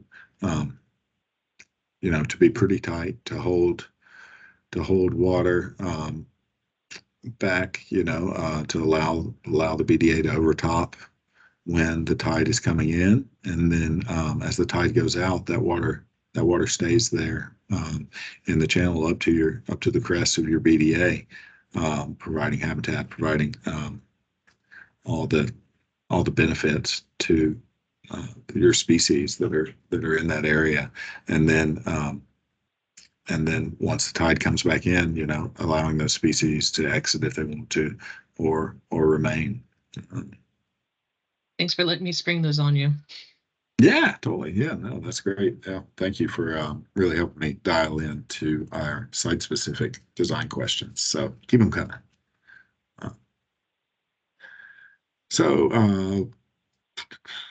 Don't remember how much I said about this, but take home is you build in layers. Your first layer, yeah, is your base layer.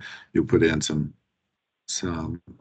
vegetation. You can hear kind of represented by the green area there, and then you use some rocks and some smaller stuff, but you can have some big stuff on the bottom, and then you really fill in around that, create a nice firm layer that's going to hold water. You see how that water level has gone up even in our first layer, so make sure you pack that well and get that going. And then step two, you build your next layer, not as much big stuff, a nice mix of kind of medium to smaller things, as well as packing it, creating a watertight seal.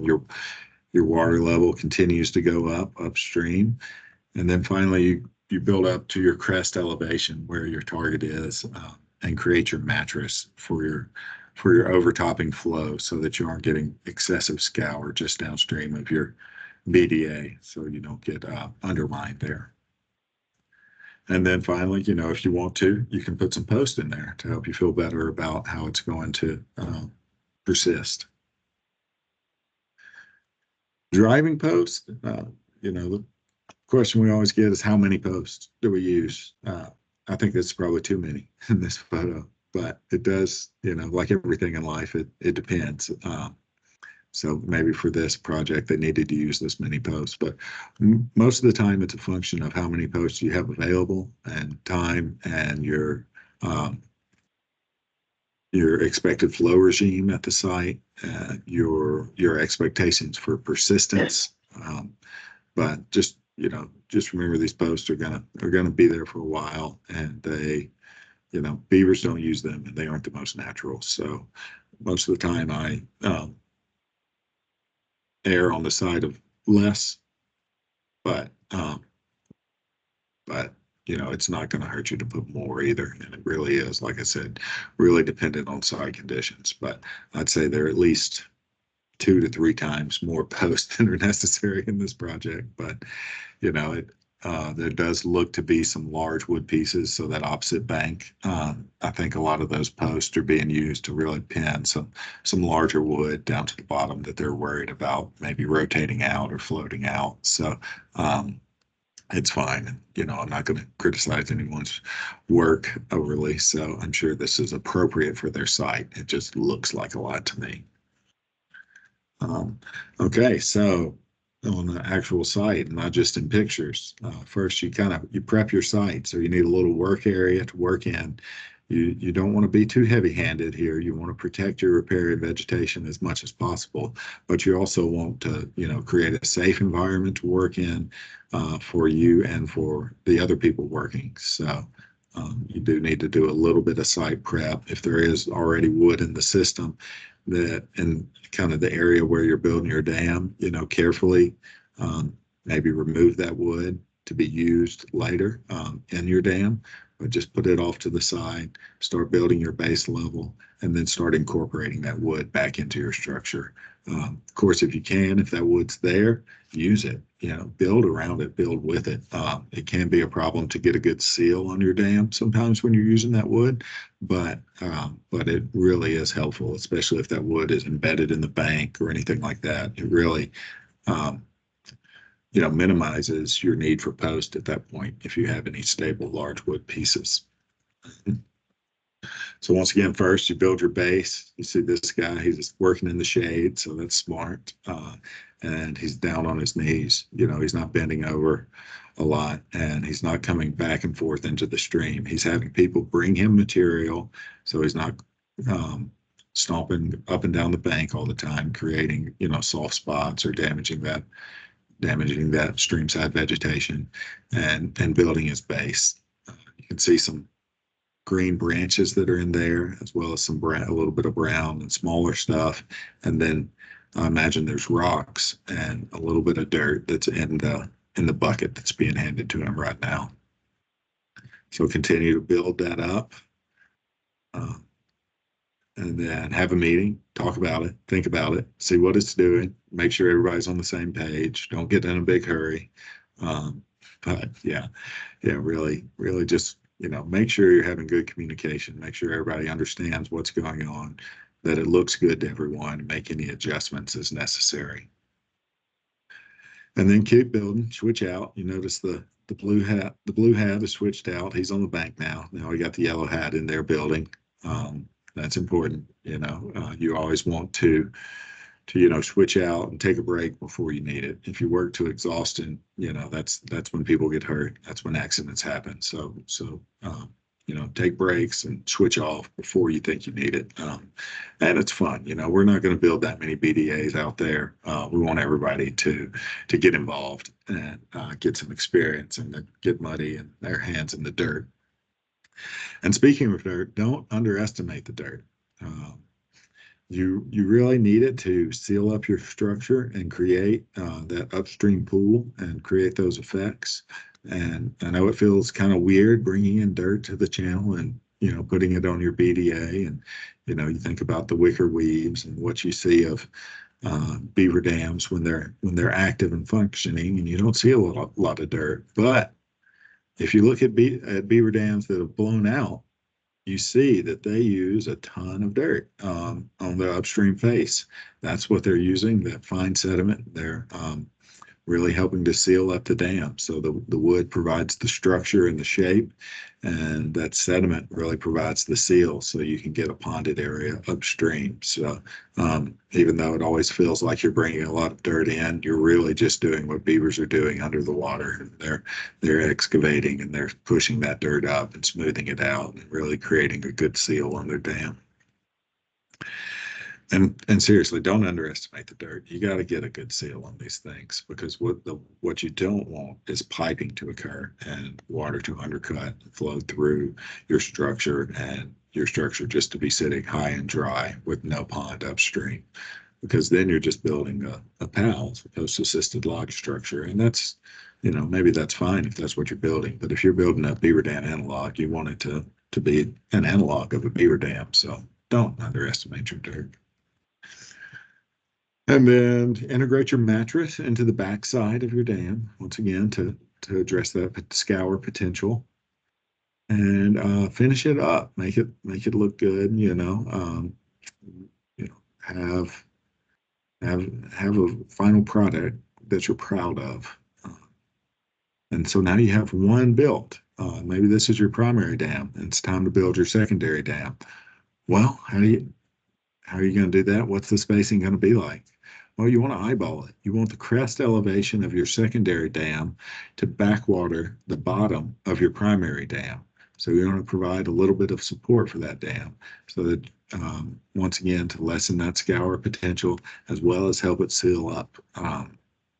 And so that's where you just kind of want to get close with your, it doesn't have to be exact. You don't have to measure it out. And the good thing about these is when the water's flowing, you can see right away where your crest is affecting and what your water level is going to be on your primary dam.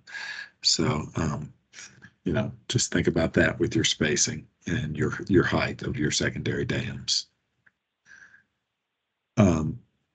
Yeah, and this is just an example of a natural beaver dam where this is happening. You can see backwater from the secondary dam all the way up to the primary dam. And this is a very steep stream here, as you can see downstream of the secondary dam. There's a lot of boulder and cobble.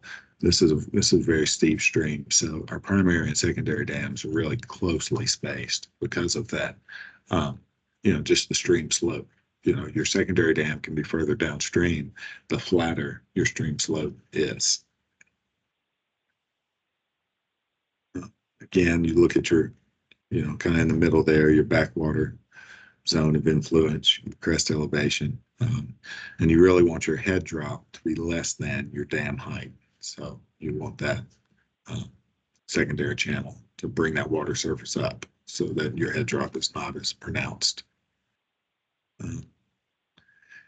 And then, the question is, do you have a post line or do you have post lines? Well, really either can work, and it's kind of dependent on the material that's going in between your post lines if you are going to do one of these wicker weaves. If you have a nice pliable material like a willow, you can just do a single line and weave it back and forth. If it's a little less pliable, like an alder or some of the other species, cottonwood or whatever, maybe you want a double line of posts to where you can fill in between the structures and have a little more angle to your individual pieces, just because they aren't as pliable, because you don't want to be breaking them as you're setting them in there. Building a wicker weave, breeze through this, since I don't think we're going to be doing too much of this, but the weaving is kind of fun.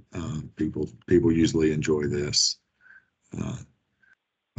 You build, you get your fill and your mattress. Once again, don't underestimate your dirt. And then you really want to pack the front of this. In this slide, you really want to see kind of that the gray blobs upstream of the brown willow weave, wicker weave. And that's really packing in the front of it and creating that impermeable seal, or at least a much slower transmissivity through there than just a wicker weave would provide. So you get ponding upstream and you get that overtopping of flow, which is kind of what you're looking for. And then hopefully you have success. So some things to remember from BDA building, perpendicular or convex, even diagonally across the stream, they're all fine. You just don't want that concave feature that's focusing the flow in the center of the channel. You want to build in layers and different lifts, making sure each lift is packed and sealed before you move on to the next one. And you really want to create a matrix of that woody vegetation and your sediment that you're bringing in. Generally, your BDA should be wider, than they are high. So that's not like stream width wide. That's like stream length wide.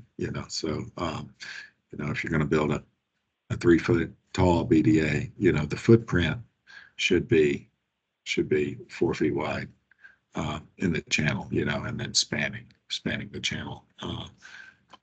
And you want your crest elevation to be level. Once again, you don't want to create any hot spots for flow to where the flow is going to focus in that one area and create a scour pool and undermine your structure. And you want to incorporate a mattress on the backside to dissipate that flow that's flowing over, so you aren't getting too strong of a plunge there. And yeah, once again, protecting your structure. And that is the lesson for BDA building. Do we have any questions? Raise your hand or put into the chat. Again, we know that this is a lot of information we're throwing at you at once. And there'll be opportunities to ask Jared these down the line, either at the field days or I'm sure he'll be more than happy to answer questions via email. And in person, yeah. If anything yes. doesn't make sense now, I can answer it, but it's definitely going to make sense when we're on the ground. While we're waiting, I do see that Alice has joined the call, so thank you. I have a question that's very site specific.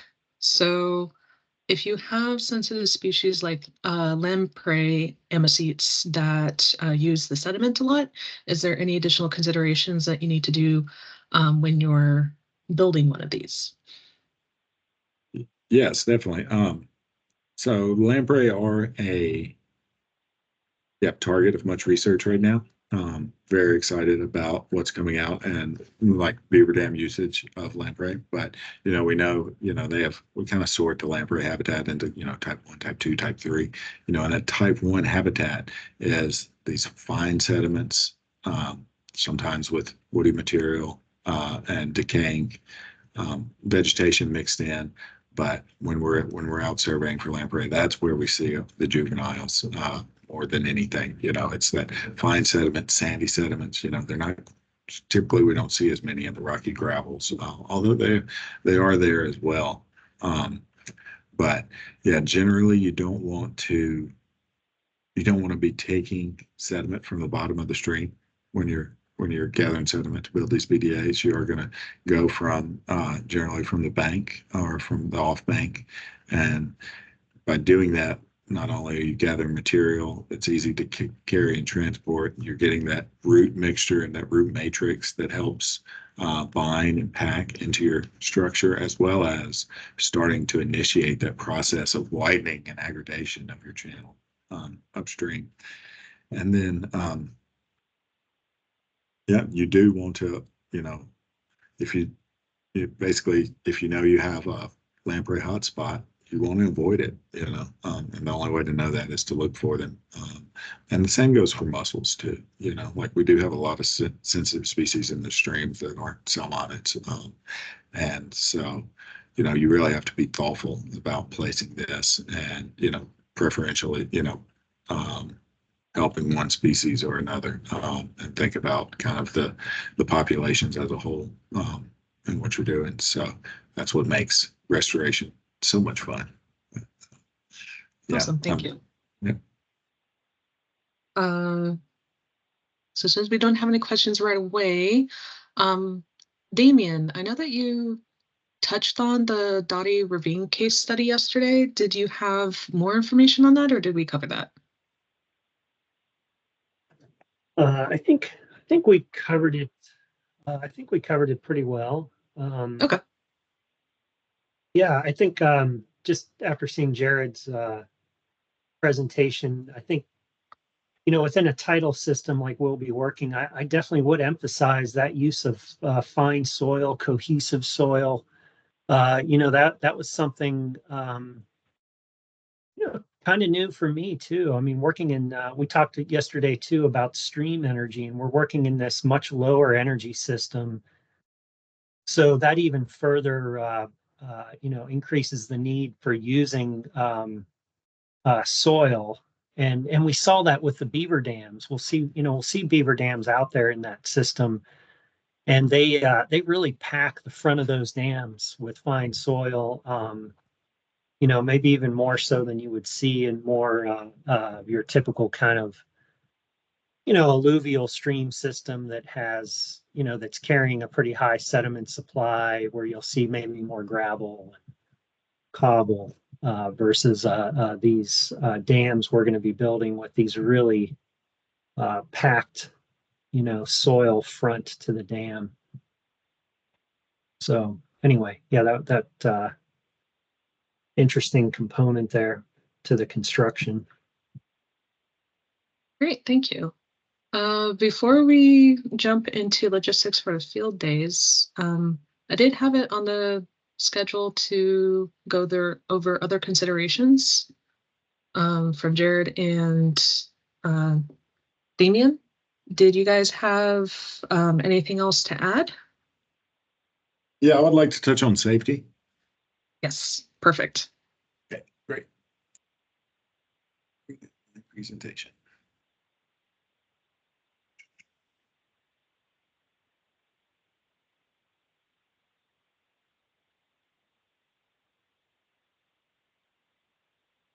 All right, safety first, then teamwork. Anybody knows what that's from, what movie that's from, put it in the chat. 10 bonus points. But yeah, so BDA building. So first off, even professionals can have accidents. So we all need to be careful out there.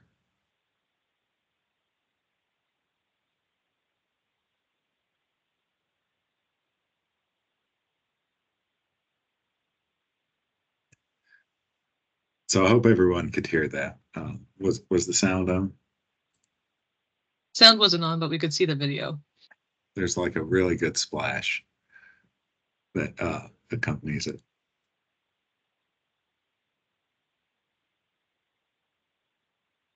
Okay.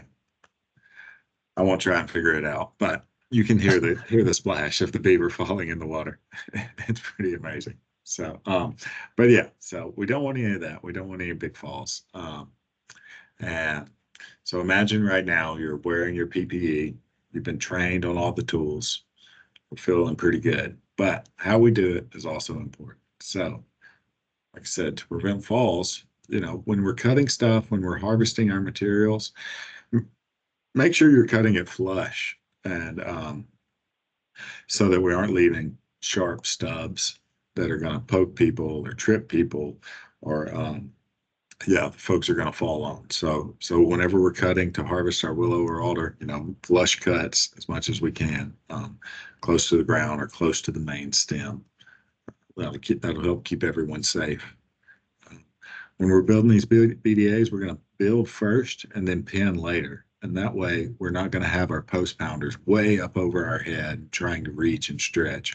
We're going to be able to stand on our dams or stand on the bank and drive these posts in because, we really want to protect our shoulders and our backs when we're out there. Really don't want anyone getting hurt.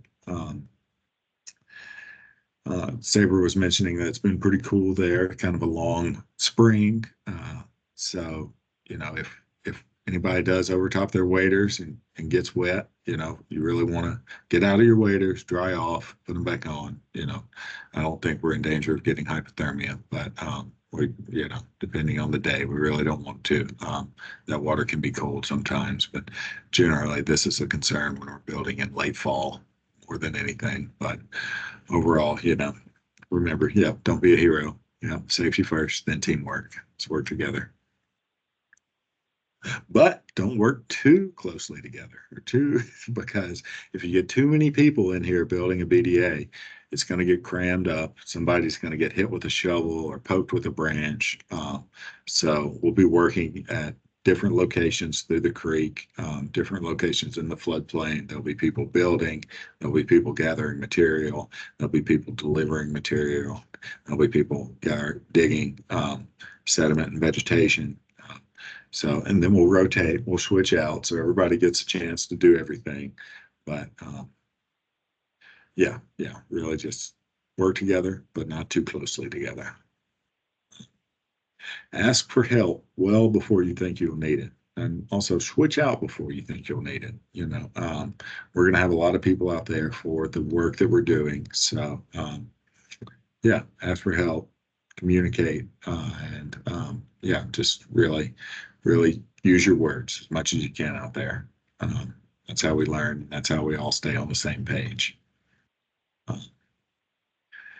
And finally, if you are doing any digging or lifting, you make sure that you alternate sides and directions, and count.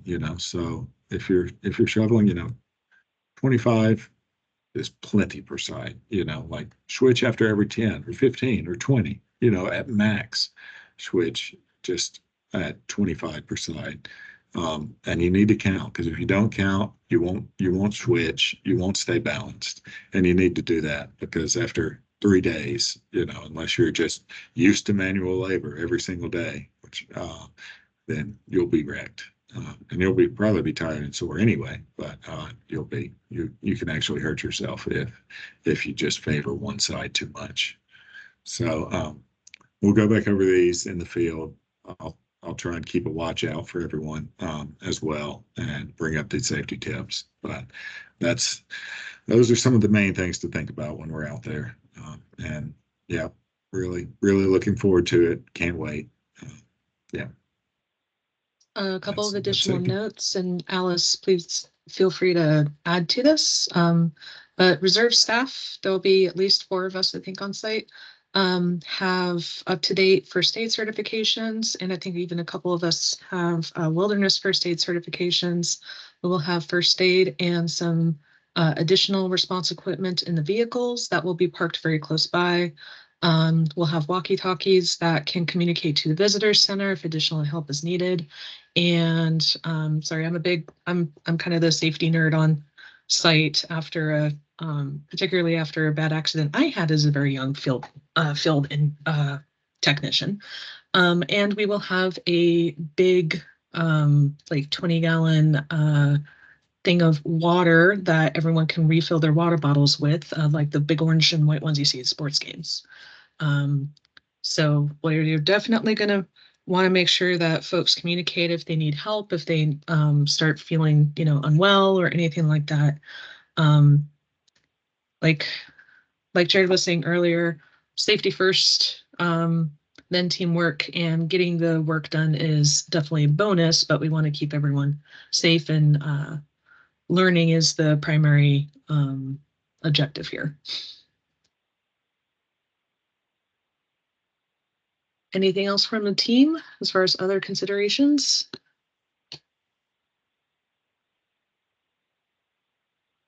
Great. Okay, so we can go ahead and jump over to logistics for field days. Alice, do you want me to pull up the PowerPoint, or are you back in office? Okay, I will do that in just a sec. I think you had it open, that's why I closed it. Ooh.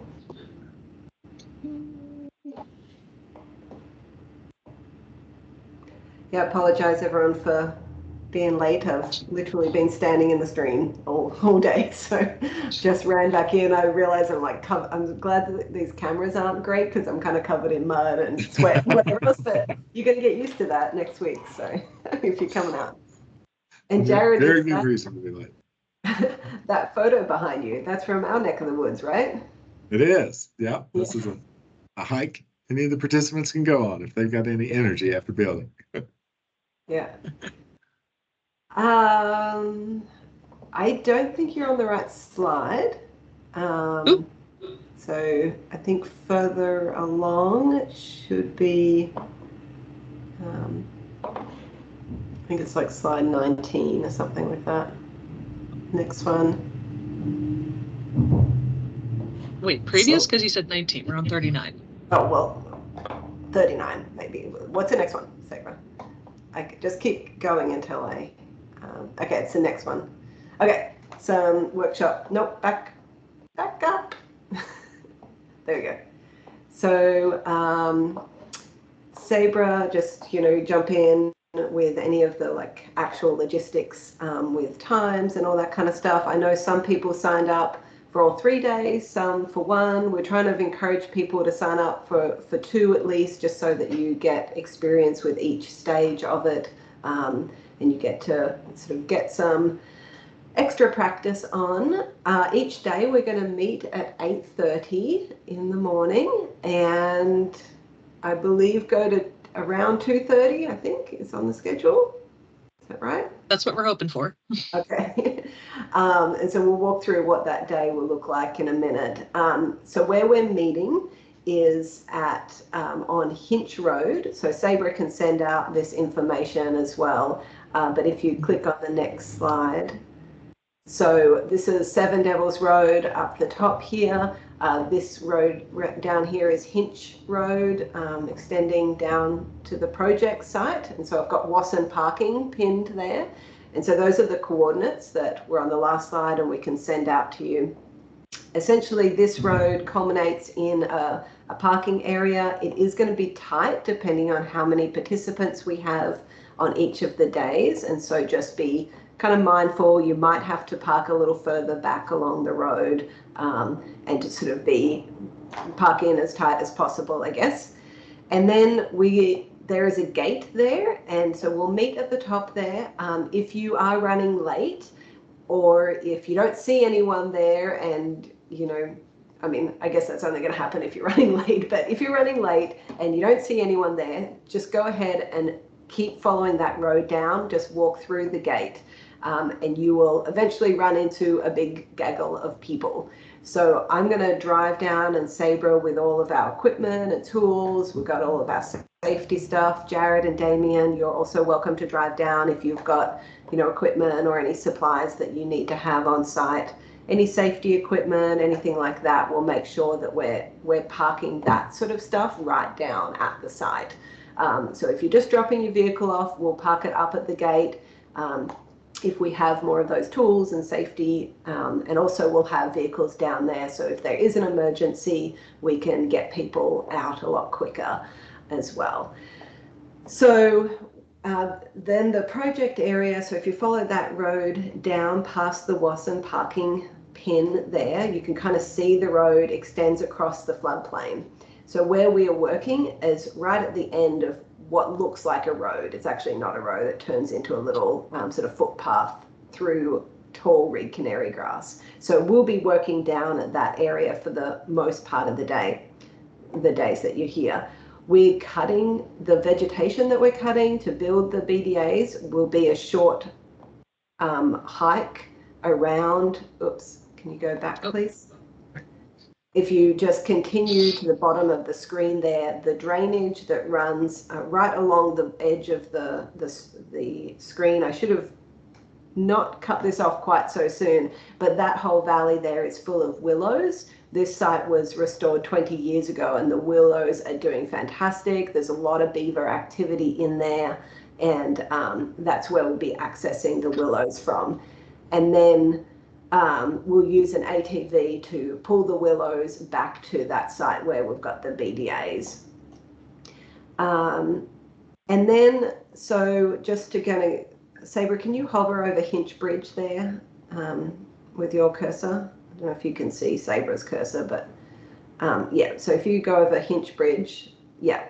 So if you continue to the north on the eastern side, so the right-hand side of the page there,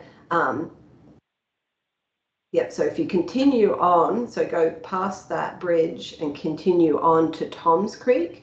So Tom's Creek is our reference site, just north of where Sabre's got the cursor right now.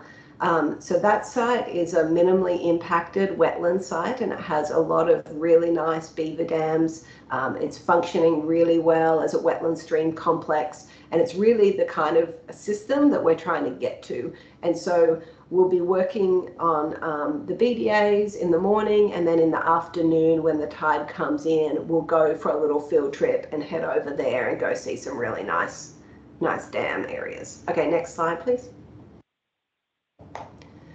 Okay, so just what we'll be doing, so we'll be clipping those willows. We'll, like I said, these will be in swampy conditions. Now the beavers are not as cautious and safety conscious as Jared is, and they definitely leave stubs that are chewed off and pointed, and you know, they're tripping hazards.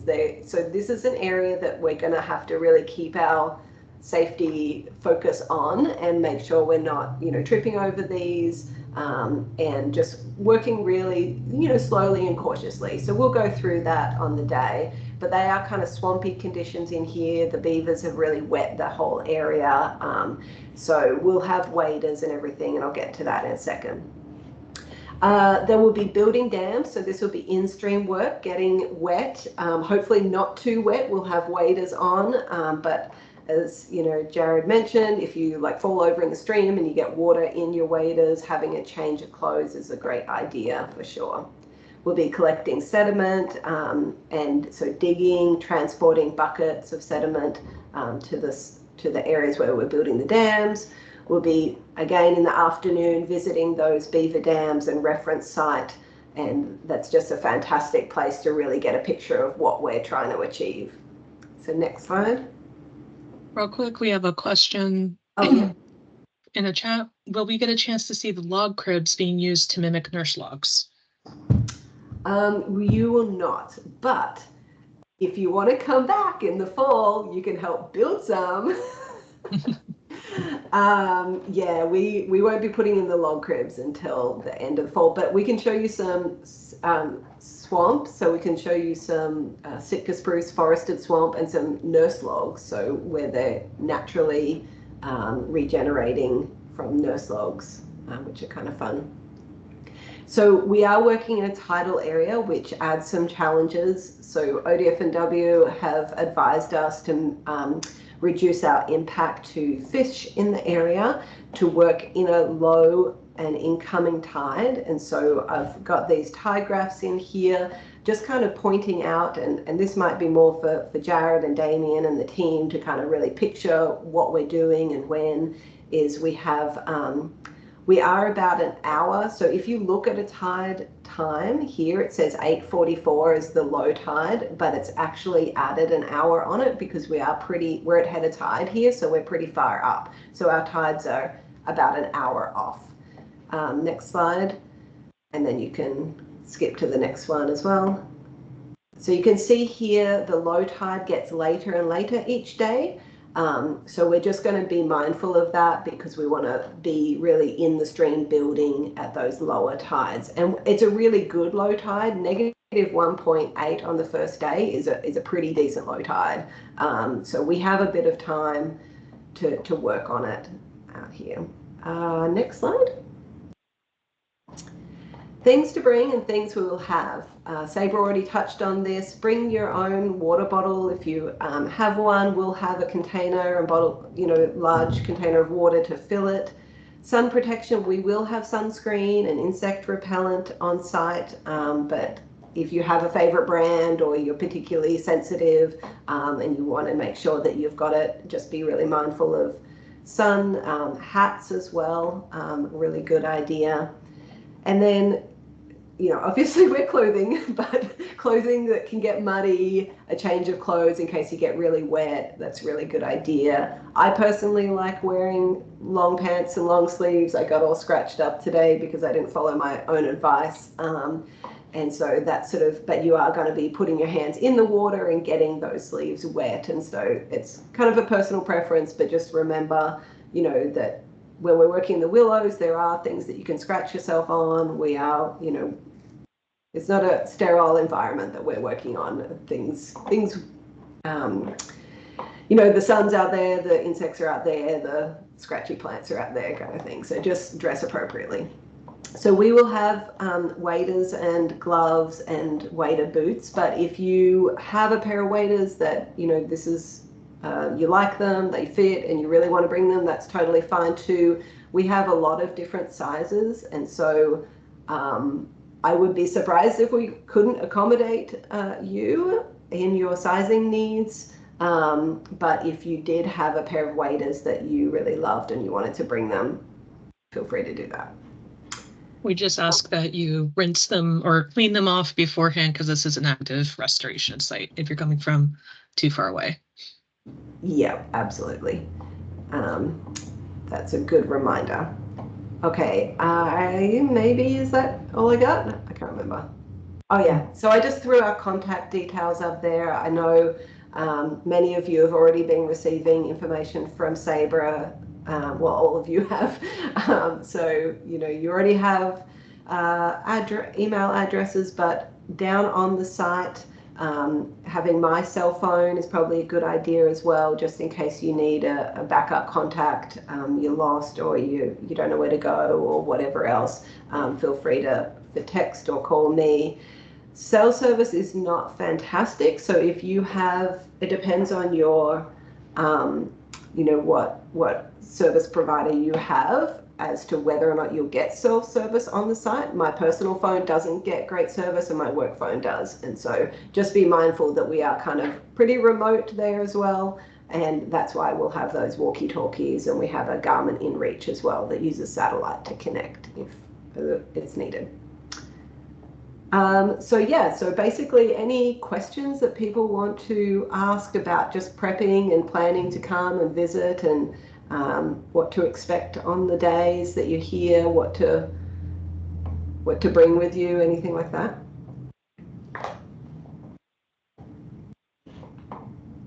While we're waiting for that, I'll include a lot, probably too much detail, but a lot of details in an email either today or Thursday on exactly how to get to the site from the north and the south.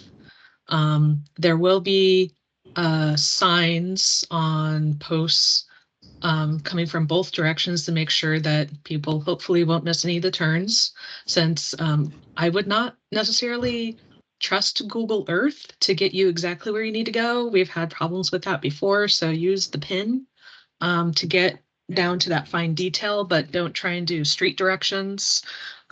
These are semi, kind of incorporated roads. They do have signs, but it's just not surveyed that often by Google. And yeah, both Alice and I will be on site all 3 days. So yeah, if you do get lost on your way too, both of us should hopefully be able to receive text or calls. Ellie has a hand up. Oh, thank you. Hi, thanks. Yeah, I think it was on a slide or an email, just double checking that y'all are providing lunch. Is that right? Yes. Okay. Lunch, snacks. If you do have a favorite, prepared coffee, go ahead and bring that. But we will have, basic coffee and tea in the morning and afternoon. And if you have any specific dietary restrictions, make sure to get those to me. But we will be working through the local co-op, which does mostly vegan and vegetarian meals, with the exception of a tuna salad option. But they seem, from what we've heard in the past, most people can find, a good meal to eat out of those selections. And I think gluten-free for most of the salads and stuff like that too, right? Right. So we'll have some sandwiches, some wraps, and then some salads if you need to do the gluten-free option. Awesome. Thank you. Mm-hmm. And of course, if you have any more logistics questions between now and the field day, feel free to email me for logistics. Alice, if you have anything more centered towards the hands-on activities, she's the expert on staff. Well, for the reserve. Then, of course, we have Damien and Jared. Yeah, so I don't, Kelly, I'm assuming that's a legacy hand up.